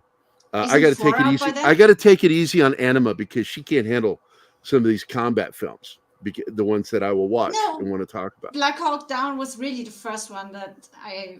Yeah, I know it was rough. I know it's rough for you. Yeah, man, that was a tough introduction. Phrasing. What? Phrasing. Yes, communication. Absolutely. In the military, you're constantly communicating with one another. Knock it off. And it's just like in movies and TV. You'll hear years later that there were these 2 actors that hated each other, but they did this movie together. And you're like, wow, how did they do that? It's called being professional. In the military, you think actors can be professional. Soldiers are fucking professional. There are grudges in the military. There are people that don't like each other that operate together very well. It's about doing your job. And that's the thing that pisses me off about this show is they take that out. Like we're like civilians that get so pissy with one another. And it's like, well, I don't want to talk to you anymore. Military doesn't do that. And I'm not saying that there aren't cunts in the military. There are. I had guys, I bitch slapped a guy in front of everybody, knocked his mask off. We were in we're MOP level 4, and we had to stay in it. It was over 100 degrees in MOP. I don't know if you know what MOP level is. If you're a former military, you should know what MOP is. And it's for NBC dealing with, you've got a charcoal suit on top of your uniform. You've got a pro mask on that's heavy black rubber. And you got to breathe through this thing, drink through this thing. There's a little thing that you pop out to drink with that you sip on through your mask. Everything tastes like shit when you drink it. It's terrible. It's hot. And it was over 100 degrees. And this one guy was pissing and moaning at me. And, and because we hadn't gotten an all clear yet. You had to get an all clear. And the sensors that we used were those old fucking 70s sensors that could pick up, skunk piss triggered them. And they were designed for chemical and biological warfare. No sensors would go off and you weren't allowed, you go MOP level 4. And you couldn't get out of MOP level gear until you got an all clear. The problem was we were on radio silence. We couldn't call them. We had to wait for their call. They forgot us. Please read this. And when I'm done. And it just led to this guy pissing and moaning at me. And I turned to him and I looked at him and he said one more thing to me when I was looking at him, and I cuffed him. It was more of a cuff than a bitch slap. It's a drag hit with the ball of the hand. And I cuffed him and I spun his mask off his face. And I turned to my second and I said, if he doesn't die, we're all clear. And I walked away. And he reported me and nothing happened. I never got in trouble for it. So Black Hawk Down was my first day in the Navy. Those were my Marines that mentioned in the opening credits. Yeah. Isaj. Man, I tell you, dude. And I pointed out that Marines are in there. And one of the Marines that was there ended up coming back to Mogadishu as a warlord. Something not mentioned at the end of the movie. but is a fact. It's mentioned in the book by Bowden. I think that's his name, Bowden, that wrote the book. It's a very good film, though. And I think it's better than most, but should have been even better than it was, because it needed to end with the rescue of Michael Durant. Because getting it, I mean, you get this moment. It was one of the most tense moments in the film, and I have trouble watching it. And because I get, poor Anima had to watch me get emotional. I got emotional. And I have to pause movies every once in a while, combat movies, because it's too intense. And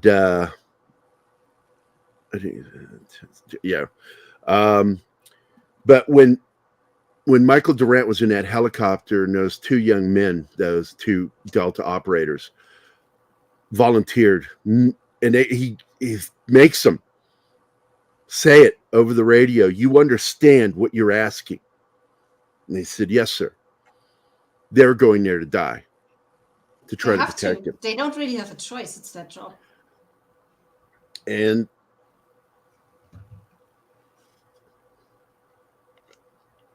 the way that they get dragged out of there is still one of those moments with me. But when Michael Durant gets captured, we needed to see that conclusion. And the name of the film is Black Hawk Down, Leave No Man Behind. And the irony of the fact, and it's unintentional irony, which is the worst kind of irony. It really is. It makes you look stupid. That they left a man behind in a movie with that as a subtitle. I'm just like, what the fuck? Ridley, come on, man. It's one of the reasons why I criticize him so much, because in order to be a good director, you have to understand irony. To be a screenwriter, you have to understand irony, because irony is one of the greatest and most essential tools to being a good writer. And dramatic irony is, of course, the irony I'm talking about, which is dramatic irony is it's like the punchline of a joke. And actually, telling a joke is one of the greatest examples of how to write a screenplay, which is if you tell a joke out of order, it doesn't work. And it's the same thing with a story. It's a fact.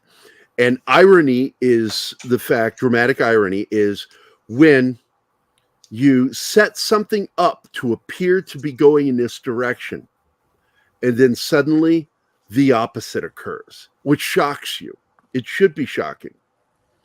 And that's the thing about a good joke is you can sometimes guess the punchline, and a lot of people are leading you to the punchline, but then you get to the punchline and it's the opposite of what you're expecting. And that's one of the best jokes in the world, where the person goes, oh shit, I didn't see that coming. You laugh, that belly laugh you get. It's the same thing with a story. A story should be that way and unintentional. And then modern filmmakers and modern social media personalities that call themselves cinephiles like to use subverting expectations. I would like a career of just walking around it with anybody that says that and punch them right in the junk. I don't care if they're a guy or woman, just punch them right in the taint. Let them have it. Because that's called irony. The words you're using has an actual word for it. It's called irony. But irony only works a very specific way. If you go in a way that's unexpected, and it's unexpected because it's stupid, that's not being ironic. That's just being stupid and not knowing how to tell a story. And of course, I'm talking to you, Ryan Johnson, you flaming cocksucker. Fuck you. Terrible, terrible writer. He really is. And that's why it takes him so long to write a good script, because he's not a writer. And I know he gets help. I know he does. That's why his films work on his own. When he makes Star Wars movies, they don't work. That's because he didn't really write them. writers group, by the way, was very involved with the making of that Last Jedi, whatever the fucking piece of shit he did. So that's why it doesn't make sense. So going into Black Hawk Down, you have mop gear. Everybody gets triggered who's ever had to wear mop gear. I'm serious, dude, man. NBC means nuclear, biological, and chemical. NBC training, our trainers hated me. They really did. Because you get shown, and I'm sure you saw the same film strip that I saw, Joe, of surviving a nuclear blast. How to survive a nuclear blast. You don't. And at the end of the film strip, I raised my hand, and the minute they call on you, you stand up in the position of ease when you speak, and you request permission to speak, and then you speak. And I spoke, and what I said was, it says survive a nuclear blast, but what they mean is temporarily survive so you can do more army stuff.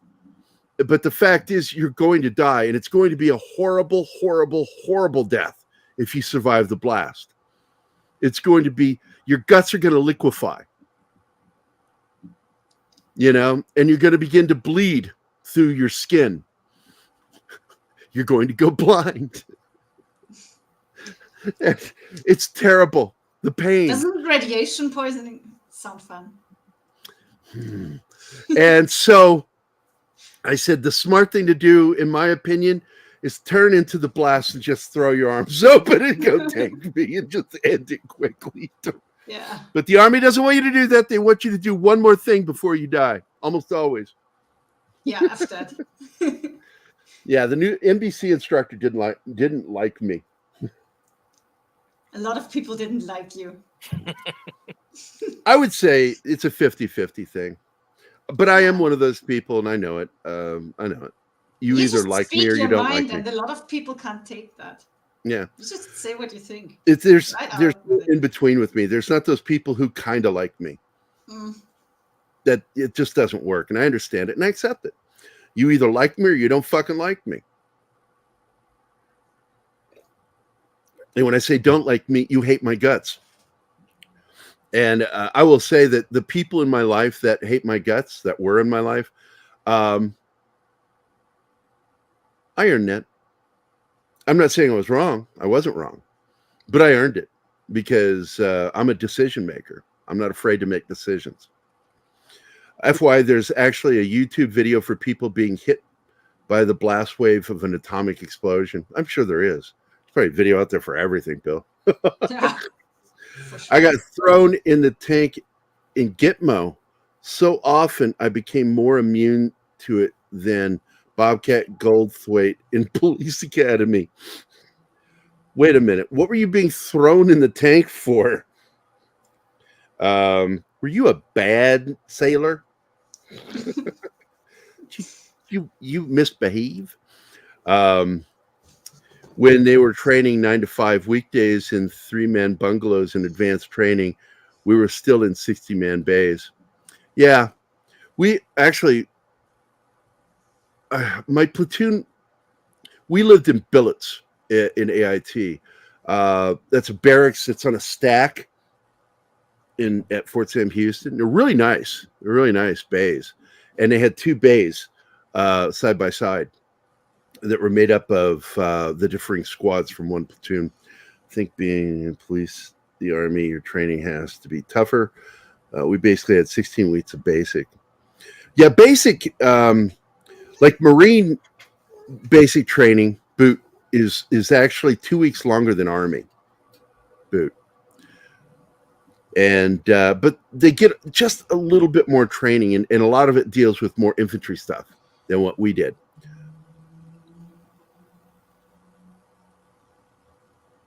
Yeah. I always knew what they were going to do before they did it. I never fell for that shit. I'd already be masked up because you're always walking around with your pro gear on. I was masked up before they did anything because I knew they were going to do it. This is typical Jeebus. Yeah.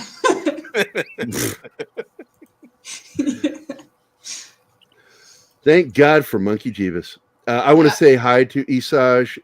I wasn't sure if I said hi to you, man. Good to see you today. Zach's, so I've heard, I'll take a frequent breaks and have a bottle of bourbon next to me. Oh, that's a good idea, Max. I was wanting something to drink last night when we were watching it. My nerves can't take this sober. Yeah. Yeah. So with the just to close out on Echo 3, I was very disappointed with the episode. And how does it end? I forget. Episode 1. Well, They he's fly on off the in phone hell. with Mitch, and because the tracker hasn't moved for 24 hours, and it's unlikely to be at a campsite because it's right at a cliff in the middle. Yeah, of the jungle. that's right. They do a 3D showing that it's at the bottom of a cliff. So you know shit's up. But I got to tell you, Mitch, and Mitch tells him, yeah, they've been captured, and the other 2 scientists have been shot, but she's safe because she's American. And yeah, we see they that executed scene from him. the beginning, because in the beginning we see her, Amber, and 2 other people on the ground kneeling, and the soldier or guerrilla guys around them. And then we hear a shot, and everything turns black, and then we cut to the wedding. So we have that scene again, and now we know what's happening in there is that the other 2 got shot because the tracker that has been found in her backpack is military grade, so they know shit is up. She's not just a scientist. Yep. And And the so end scene is it's Prince and Bambi getting on the chopper. so I think it's so funny that, you know, and I know they wrote it this way on purpose because Prince is acting like such a fucking prima donna about everything, you know, and blaming Bambi for his decision making. And it's And like, he's the one who if fucks I up. did that, I'd own it. You know, He's the one who fucks up. He gets separated in the beginning, and that results in Drifter dying. Yeah. And he slips the tracker in. yeah. Well, and So it's there's him a- fucking up and him complaining all the time. I can slightly forgive Prince a little bit because he is suffering from survivor's guilt. Well, my problem with him is he behaves and conducts himself as an individual. And that is one of the worst things you can do in the military is conduct yourself as an individual. If somebody turns to you, a senior officer or NCO, turns to you and calls you an individual, you have just been insulted. They're telling you you are not combat effective. You cannot conduct yourself as an individual. You have to. Unit cohesion is essential to being combat effective. And what you see from the get-go of this show is a lack of cohesion.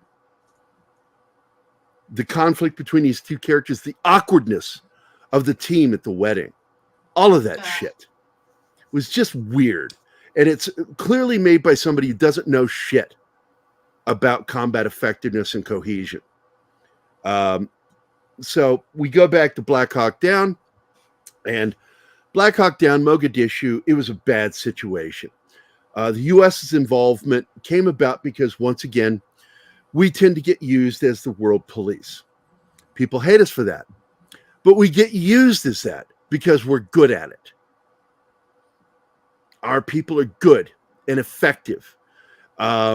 We get sent in there because the warlords are stealing all of the food from the people of Mogadishu. The UN's like in there, they're just a bunch of fucking, I hate UN. Yeah, also the way they are stealing, they're just firing into the crowd. Yeah, they're just murdering people. And of course, the main character in Black Hawk Down is Josh Hartnett. Josh Hartnett, not the best actor in the world, but I like him. I do like him. He's very affable. He got his big break in H2O, the follow-up of that brought what's her name back for Halloween. Laurie Strode. Yeah, Laurie Strode. And he plays her son in it. That was his big breakthrough. But he plays Eversman, the central character of the book, really. It's his, you know, it's about his experience. He worked with the author of the book, Bowden, in writing that book. And I got to tell you, you know, he saw pretty much everything that was going on. He was at the center of a lot of it. And that's why when I started writing City of Fire, I went to the combat medic that served in the battle at Mosul in 2004, July 24th of 2004. I turned to the combat medic because the combat medic was going to be the guy that saw everything, because they're constantly moving around checking on everybody. It's their job. So they're going to see all of the shit going on. So I decided to make him the central character.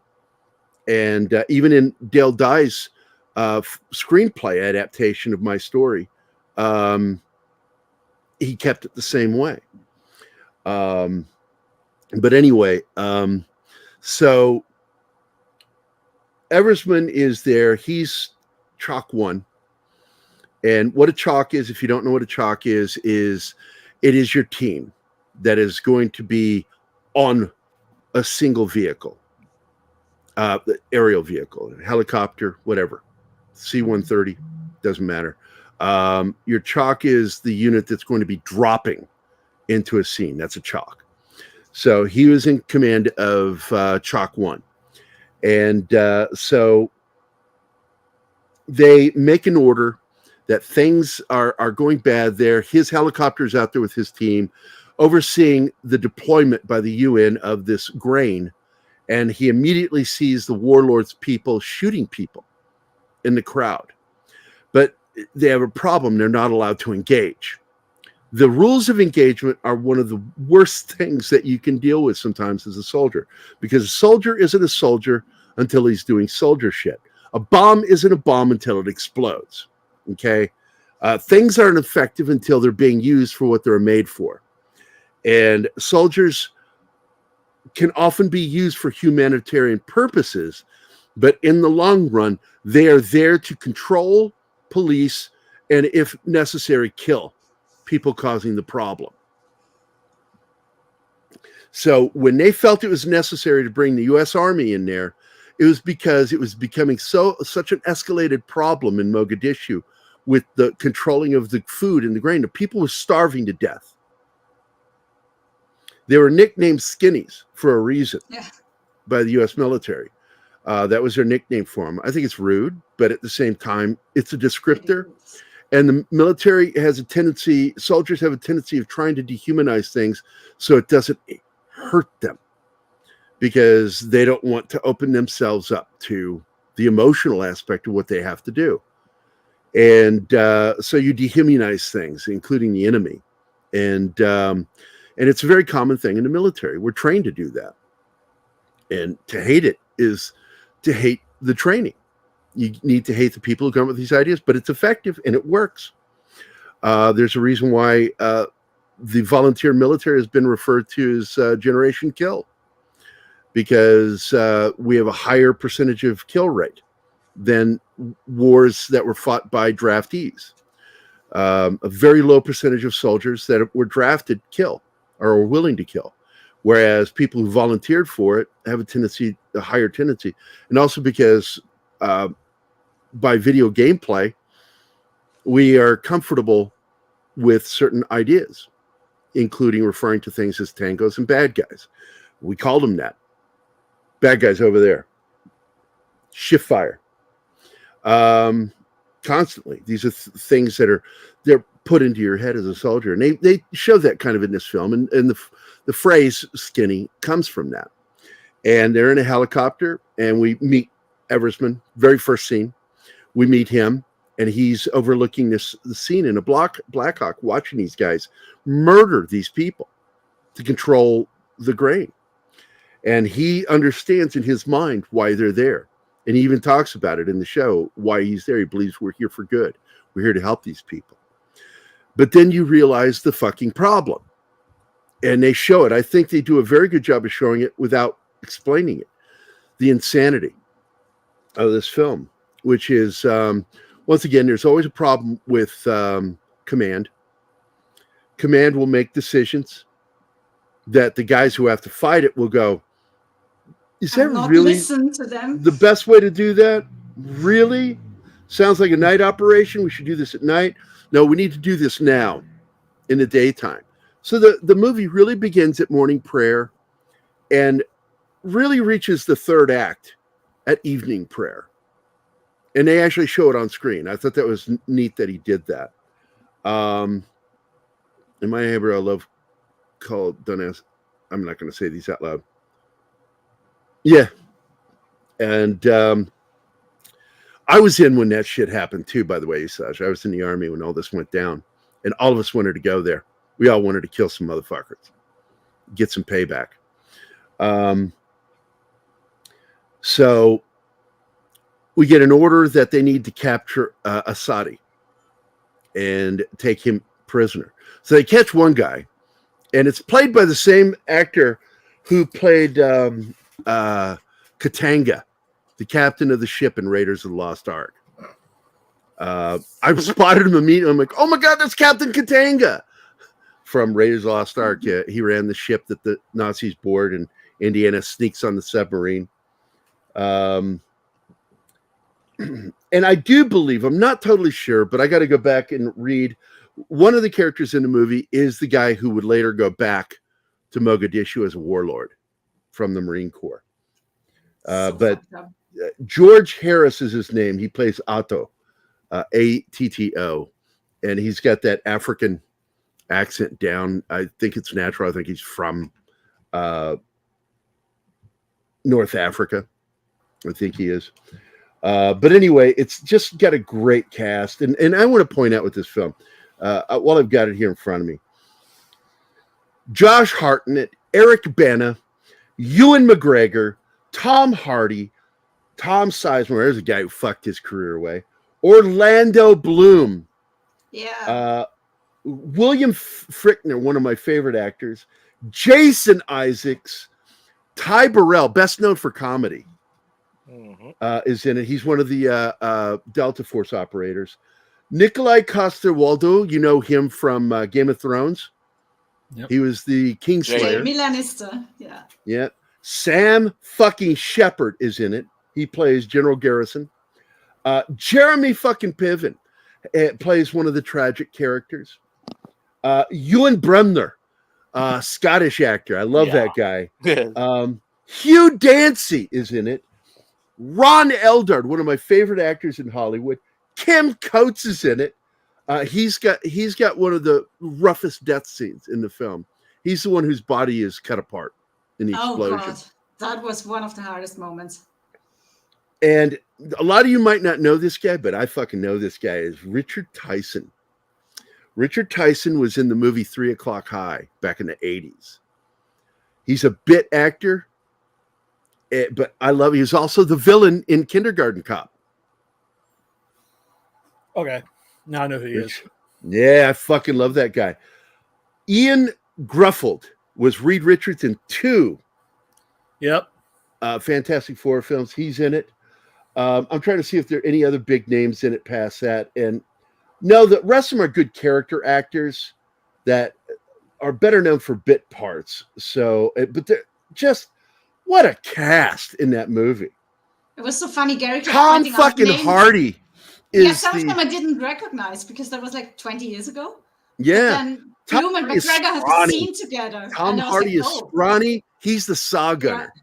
And he's running around with that crazy Scotsman, Ewan Bremner, who's got the M60. So they're the machine gunners. One carrying an M60, the other one carrying the saw. And I love that they put that in there because it's true. If you've ever been around a saw, I hate the sound of a saw. It's a great squad automatic weapon, SAW, SAW. And it's a great fucking weapon, but it's loud as fuck. It fires the exact same round as an M16, 223, and but yet it's 3 times as loud. And it's because it's mechanical, and the round explosion is open. So you get to hear the mechanical aspect of it and the round explosion in your ears. And the character goes deaf because he yells at him, "Stop firing that thing near me." And then again, he covers him. He's just covering him. That's all he's doing. He's covering him. Tom Hardy's character is covering his buddy, but he puts it over his head and he fucking causes the character to go deaf. And it leads to some of the funniest, scariest, hairiest fucking moments in the film. But it's really good. Were for Comic Relief. They were real characters. It really happened that way. Yeah. One of the few things that I didn't like that they threw in there was when what is his name? Blackburn falls from the helicopter. They don't know why. To this day, they still don't know why. He survived and he doesn't know why. He missed the rope. Yeah. There was no RPG and the helicopter didn't move. It didn't shift position suddenly. They don't know why he fell. He just did. He fell between 60 and 90 feet onto his back. And he survived. And he survived. And they had to medevac his ass out of there. And the minute they got into that town, as they're going by, it even shows one of the helicopter pilots waving at that guy out and the kid out on the hill. And what he's doing, he's holding the phone up so they can hear it. This was the beginning of how our insurgencies that we had to fight began to work. The insurgency in Iraq, as well as in Afghanistan, was inspired by what happened in Somalia and in that movie. That movie helped them know how to fight against us. And that's the bad thing that comes from making movies about these true stories. But what are you going to do? Story needed to be told. What these guys did, the heroism, the fucking commitment, the selfless giving of life for others. And it has 3 great lines delivered by one character, Hoot, who is, yes, his character is an amalgamation of 3 people, but he is based off of the guy Hooten, nicknamed Hoot, who was a Delta operator there. And he said at least 2 of those things in real life, which is politics. The first round goes by your head. Politics go out the window. Nothing matters but staying alive. The other one I love very much is at the end. He says, when I go back home, they ask me, why. I can't tell them why. They won't understand. He says, it's about the guy next to you. And that's something that non-military people understand. They don't quite get that commitment to, because the greatest fear of every soldier is my fear. It's fucking up and costing the life of somebody next to me. You're constantly making sure you're doing everything exactly the way you're supposed to, because it's not just your ass on the line. It's the guys next to you. You could get somebody killed by being stupid. And absolutely, it's on every soldier's mind when they're doing their jobs. I'm not surprised at all. I'm like that movie. I'm not surprised at all. I got to fire the M60, and yep. I like the nickname for the magazine for the saw. It's called a nutsack because it looks like one. Because it's not really a magazine; it's a holder. It holds a belt because it's a belt-fed weapon.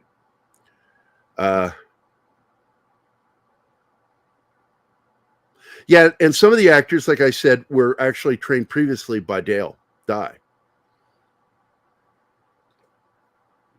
And anybody trained by Dale Dye has a very good fundamental understanding of soldier behavior and how soldiers think. Yep, and that was the way pretty much anybody who was in infantry, that's our general motto, is that's my safety. You don't fucking finger your trigger housing. You don't have to worry about an accidental discharge. I'm not going to put my fucking finger in it. And that's why I get annoyed. And by the way, Anna Makatis, we were watching John Wick, and she kept catching Keanu Reeves fingering the trigger housing. That pissed me off. And it's one thing that surprised me with all his weapons training that he did that he kept fingering the trigger housing. But damn it, I still love what he does. He's really good in that film. So in the end, like I said, I do want to point out a character that irritates the shit out of me. Is in that scene about the finger, which is Jason Isaacs as Colonel. I think he's Colonel Steele, and I think that was his rank. And he's being a hard ass, and I get it. I've met a lot of guys like him. He's combat effective, and he actually uses that. We are not combat effective. they have lost initiative. But in the movie, they make a mistake that was not made in the book. Bowden understood that the minute that they announced the sergeant's death over the radio, the guy that was manning the 50 cal on top of the Humvee, when he got shot and killed, he died instantly. That wasn't a slow death. He died instantly. The minute that they announced he was dead on the radio, that was when initiative was lost. And they made it look like it was when the helicopter was downed. No, that was just the clincher. That clinched the problem. Because initiative was lost the minute somebody said somebody was dead. That everybody knew. Accidental discharge is always somebody stupid. Jay, you know it. There's always that one fucking idiot. I've seen him. That's why your weapon should always be aimed downfield or at the ground. An accidental discharge. Yep, you're right. Phrasing. Phrasing. Yeah, there you go. But the film really did a good job showing just the camaraderie. I mean, I loved it when Fichtner's character kept hanging out with Grimes. Grimes is not an amalgamation. He's not a fake character. He's a real person. But his name was changed because the U.S. military refused to work on the film. The U.S. Army refused to work on the film with them unless that character was changed because the real character was just imprisoned for 30 years, given 30 years for raping his own daughter.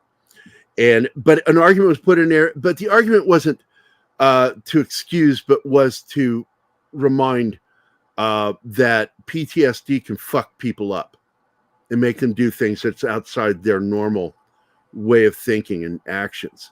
And so they said mercy. They were asking for mercy on him, the real guy, because the real character that Ewan McGregor is playing raped his daughter and confessed to it. He admitted to it, confessed to it, and went to prison for it, and he's still in prison. He'll be there for a few more years.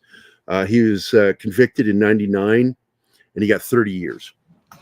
So he's got a few more years before he'll see daylight. Oh, my God. Shut up, Jesus. But, you know, the hard ass that's, you know, Jason Isaacs is playing. I've met those guys.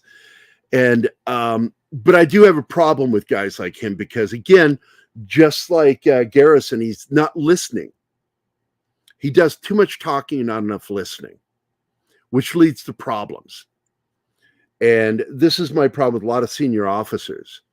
And I think he was a West Pointer. I think Steele was a West Point graduate. And look, we've had some great command generals that graduated from West Point. But some of the best officers that I've dealt with and met were guys that were field grade guys that came up from enlisted men because they understood the nature of the beast better than anybody. And I loved being around officers that were old school like that. Morning, Kylock. How you doing, man? It's a tough film.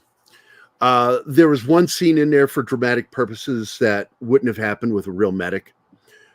When I think it was Ruiz, when he died or was dying, they tried to save him, and his femoral artery retracts into his body, which is absolutely something that can happen.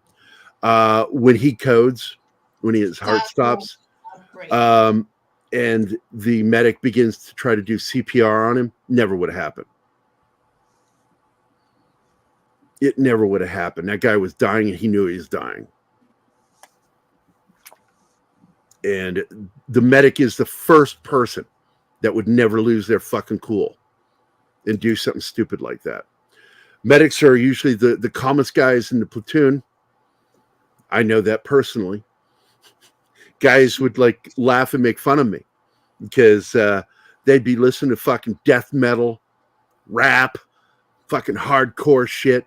I'd be over in my corner quietly listening to Peter Gabriel on my little Sony Walkman. They're like, why do you listen to that shit? And I said, I'm always the calmest of you fuckers. And that's why, because I'm trying to get myself into a state of zen to do my job and to make sure you guys are calm. Part of my job is to keep your morale up. And it is. It's part of the combat medic's job is morale, because psychological welfare and physical welfare of your troops. It is heartbreaking, though, what happens, because they have no means to like sedate him or... And they couldn't get an evac in there. Once again, that was a command issue. That was all caused by the stupid decisions of the commands. And I feel bad. Garrison, I understood the pressure that was on Garrison, but he should have listened to the Delta operators. And really, the two best characters in the film are, I like Wilkinson. Wilkinson has some of the funny moments. That's Ty Burrell's. He's setting that IV up on the guy, and he makes a joke about like mixing drinks. You know, he makes a mixed drink joke. And I thought that was funny. That's the sort of thing that guys do. But Eversman is that he's a, all-American kid, believes in his country, believes in what he's doing, doesn't understand that sometimes the military is a machine and that machine can break down. But the military is made up of guys like Eversman. I knew guys like Eversman. I was like Eversman. I was my first nickname was Captain America because I was so fucking big and I was all American, man. I was all about America. I love my country. I'm very patriotic. But Eric Banya is the second major character in that film, and he has the three best lines in the film. The final heartbreak of that film is the betrayal by the mounted Pakistani unit that was there at the Coliseum when they just drove off and left those guys on foot. They were like, if you want to get in, you got to get on top. And it's like, I'm not going to fuck it. No, I would never get on top of a vehicle when I know people are on rooftops shooting at us. That's just asking to get killed.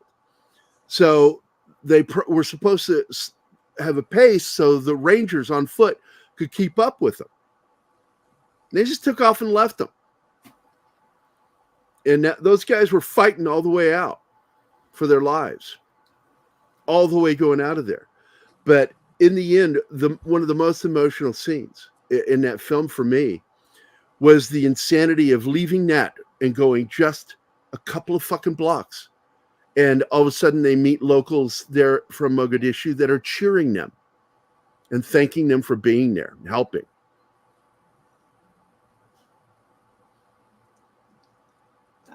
That's insane. And that's what the U.S. military has always dealt with that. People act like everybody that was in Vietnam were treated like the enemy. No, we had a lot of friendlies. Part of the job of the U.S. Green Berets was to work with the local villages. And guess what? When we left, they were all killed. They were all executed. Hearts and minds. The communists killed anybody who collaborated with the United States. Our U.S. Congress signed the death warrant themselves when they defunded the war. Every single Vietnamese citizen that had supported us, if they didn't escape, were murdered. And the same thing goes when you see that scene at the end of that film, and that's all that reminds me of. And it's the greatest disappointment. And we ran into it in that show SEAL Team, where you see the females, they were talking shit that nobody, because those women exist. They really do exist. Those female units, they're hated by ISIL. They're hated by them. Yeah, because it's honorless to be killed by a woman. It's you die without honor if you're killed by a woman, and I love that. But which those is why women Commander would Nuri has never complain. When U.S. troops show up, they're so grateful because they know they're going to get supplies and food, possibly even hot meals.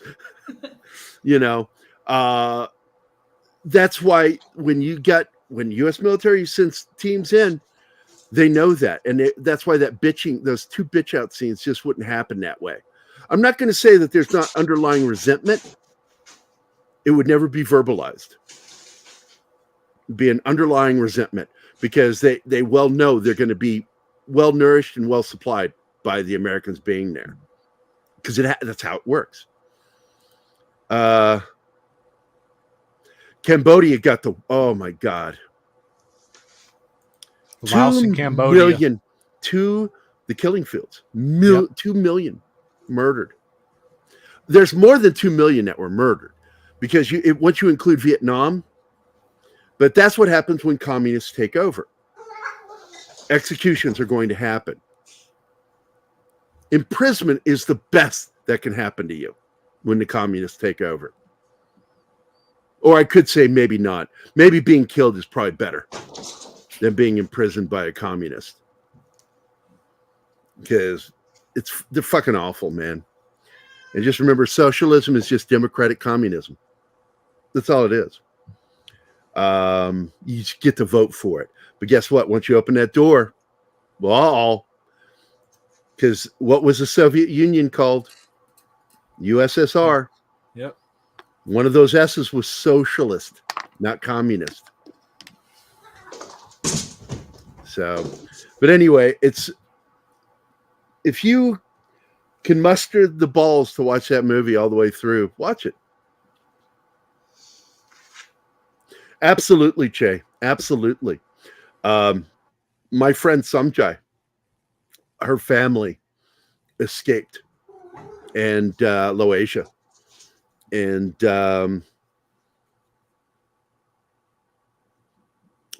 she was my prom date in high school too. I'm still friends with her to this day. Communists often fudge the number. Oh yeah. Yeah, it's true, Dredd. It's true. But millions will die. If communists take over, it's not thousands, it's millions will die.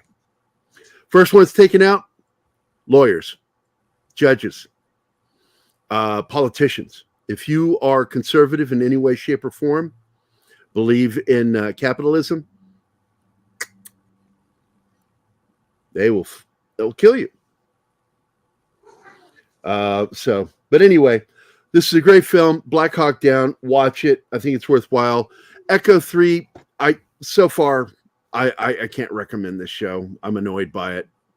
Well, I've got some issues with it, but I will say Luke Evans, good actor. All the actors in the show are doing a good job. Yeah. And I like that the sister's not a fucking pussy.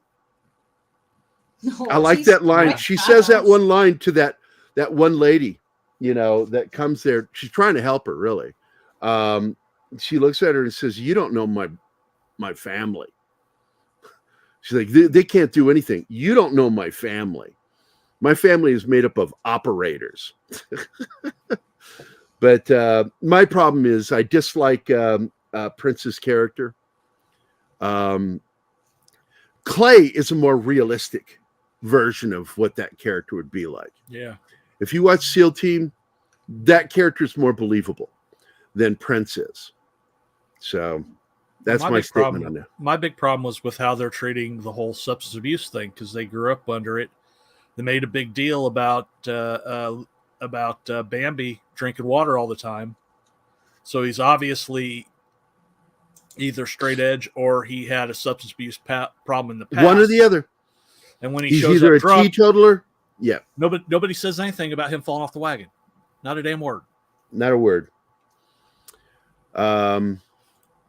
So anyway, thanks for hanging out, guys. I want to thank Scott Lewis, D. Bud Martin, Penny, Donnie Pearson, Krampus Cheapest. You know what would make that name funny? Spell it with a C instead of a K. Krampus. Because you're cramping style, man. Anyway, Crusader Lion, welcome to the show. Thanks for joining us today. Slasher Fred, good to see you, my friend. Somebody that we got because of Don Ecker. Dragon Ruse, Zacharot 315, Alex Moore, Joe's Atmosphere. Joe, it's always good to see you, man. Keto Simple, Christopher Moonlight Productions. He'll be here tomorrow. Real Wade Nation, Mr. Tickle Trunk, Cavatino Calvaryman Che, Joseph Dredd, Magitech Mags. We love you, Mags. Parrot Head, Jacob the Critic, Darius Munchausen. Hey, Darius, welcome. You don't get a monkey comment because that's safe for just us wolfing. Zax, Bill Barkley, Isaj is here. Moody, Snortopus was here. Cuber. Oh, I missed that. And of course, Kylock. Thanks for popping in, Snortopupus. Good to see you. And of course, Kylock, it's always good to hear from you.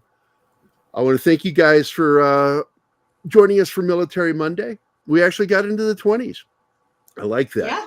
We've been in the 20s almost the entire show. That's a good crowd for a Monday morning.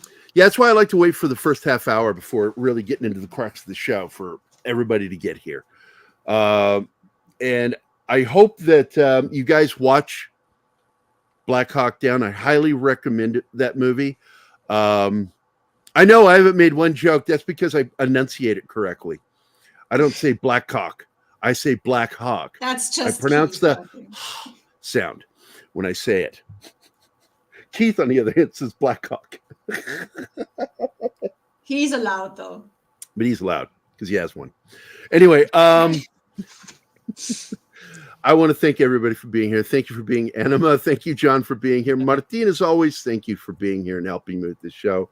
I want to thank Scott for dropping in and saying hi to us before the show and wishing us to have a good show. It's deeply appreciated. Did I miss anybody, Martin? No, not that I know of. Okay, I want to make sure I get everybody. That's it. We will be back next Monday for Military Monday. We will be talking about episode 2 and episode 3, possibly 4, because I think an episode will come out. So we'll probably talk about all 3 episodes. Then, yeah. We'll probably talk about all 3 episodes from Echo 3 next week. Take it easy on the realistic military. And then the following Monday, we'll probably do another new episode of Echo 3, and we'll be talking about The Outpost, which all you guys know that we're friends with Rod Lurie, the director of the film. We've had him on the show. Orlando Bloom, right? Yeah, another one with Orlando Bloom. And it's a very good film. And what I really love most about that film, and if you've never seen it, go see it. It's on Netflix. He actually used some of the real guys that fought in that battle, the survivors, the Marines that survived. It's a tough film, but it's a good film, and it's an honest film. Cam-Cams just arrived. Yep. Cam-Cam's Crash Courses. Roll back, watch the episode, see what you think. Talking about military stuff, talking about military, the military mindset, talking about the shows. So I hope everybody had a good show today and enjoyed it. And please watch Black Hawk Down. It is a worthy film, despite its ending of falling short of where it really needed to go, of showing the rescue of Durant, how we got him back. I think that should have been on screen. I think they should have showed it. What if they're planning for a sequel? Shut up, John. Bill Barkley. Fuck no. Not. I can do it. Bill, I'm going to ask you this, my friend. If you pay me with money or one of those cool toys you collect, I will do a review of Avatar 2. But I have to be paid to do it. I will do it for free. I got to get something out of that deal to make me watch that fucking movie. Because I won't even watch the original again. I watched it once and I didn't enjoy it. Yeah, that's enough. I'll probably go to like the $5 matinee or $5. When it comes to the military, Cameron is kind of an idiot. He thought his movie Aliens was his Vietnam War film. Yeah, he actually believed that. Yeah. He completely misunderstands what the Vietnam War was all about by saying that. And by the way, if you didn't know this, Dale Dye was the military advisor that never got paid for that film and nor get credit for it. Dale Dye, my boss. Well, I want to thank all you for being here. What? So, more hockier. What the fuck? The reason I laugh is military. The first thing military will do, we'll laugh at fucking stupid shit about the military. It's like, it's funny. But thank you guys for being here. I deeply appreciate it. Again, I want to keep reminding you every week, you're going to see me try to keep things railed in, keep things on the rail more and more, because we will be going to KGR Radio with every show coming in January. I'm not sure. Oh, coming in January. You dumb motherfucker. Phrasing. Yeah, I'm looking for the phrasing. There you go. Starting in January. Starting in January. I'm not sure what day, but it will be in January. Every show is going to be on KGRA Radio. So every show is going to have, will be either an hour or 2 hours, and we'll have a commercial break. I hope you guys don't mind that. Also, we're going to have sponsors. And if you use our sponsors, once we make the deal with those sponsors, we will be giving you, every show will have its own code to help that show with its sponsorship. And so that's one of the things. That's the only way, because we're going to stop. Once we go to KGRA, we won't be monetizing anymore through YouTube, because YouTube's going to claim every show, because there are songs used by KGRA Radio that they shouldn't be claiming. YouTube has no right to claim them. Nobody, except for KGRA, has a right to claim those. But somebody claims every single episode we've done so far. And those promos are going to be in every episode of our channel. But I think that the content's going to get better as we move forward with KGRA Radio. We're going to start getting better guests. I say that, and that's a horrible thing to say. We're going to start getting more guests. That's what I'm... Better. Not better. Jesus Christ, man. I should get kicked in the junk for that. What a dumb thing to say. It really was stupid on my part to say that. God. You need to have me sitting next to you so I can slap you when you say stupid stuff like that. Spank me. I want that. Oh, my. We need that electrical collar while I'm still here on the other side of the planet. I got just like... Yeah, Asaj, I will talk to you about it in private. I won't talk about it publicly about Dale and those guys. I won't talk publicly about it because I don't want to shit on those guys, but I will shit on them in private. Sounds like you're. There's a reason why I'm removing them from my comic book, because we'll talk about it in private, not on the show. But I want to thank you guys for being here. Please. Join tomorrow. Chris' show will be on tomorrow.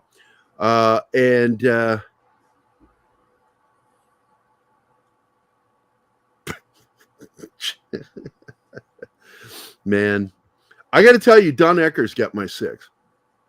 And I like having somebody that's got my 6 around. So shut up, Bill. I'm not doing the video now. It's too late. But Isaj, if you ever want to get into ask for the link, and I'll let you join the after show, and I'll talk to you about what happened. So anyway, everybody have a great Monday. Please tune in tomorrow for Chris's show, and it's the starting of the week, man. Fuck it, let's go. Hey guys, thanks for watching Pop Culture Minefield. If you've enjoyed the show, please make sure to like, subscribe, and don't forget to click the bell icon for updates on our shows and channel. Also, please leave a comment, and we'd like to know what you thought of the episode, as well as letting us know if there's something you'd like us to cover in a future episode. Don't forget that you can become a member of Pop Culture Minefield now. Make sure to visit our membership page and merch store at popcultureminefield.com. You can always find Pop Culture Minefield on Twitter, Facebook, Instagram, YouTube, and Twitch.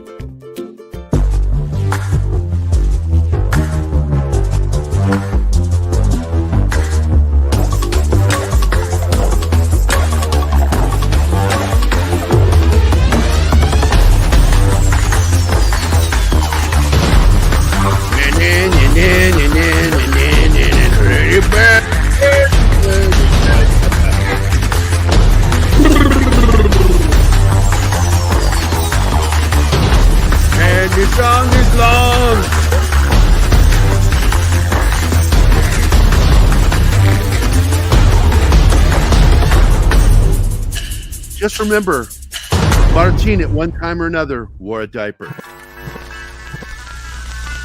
Y'all come back now. You hear?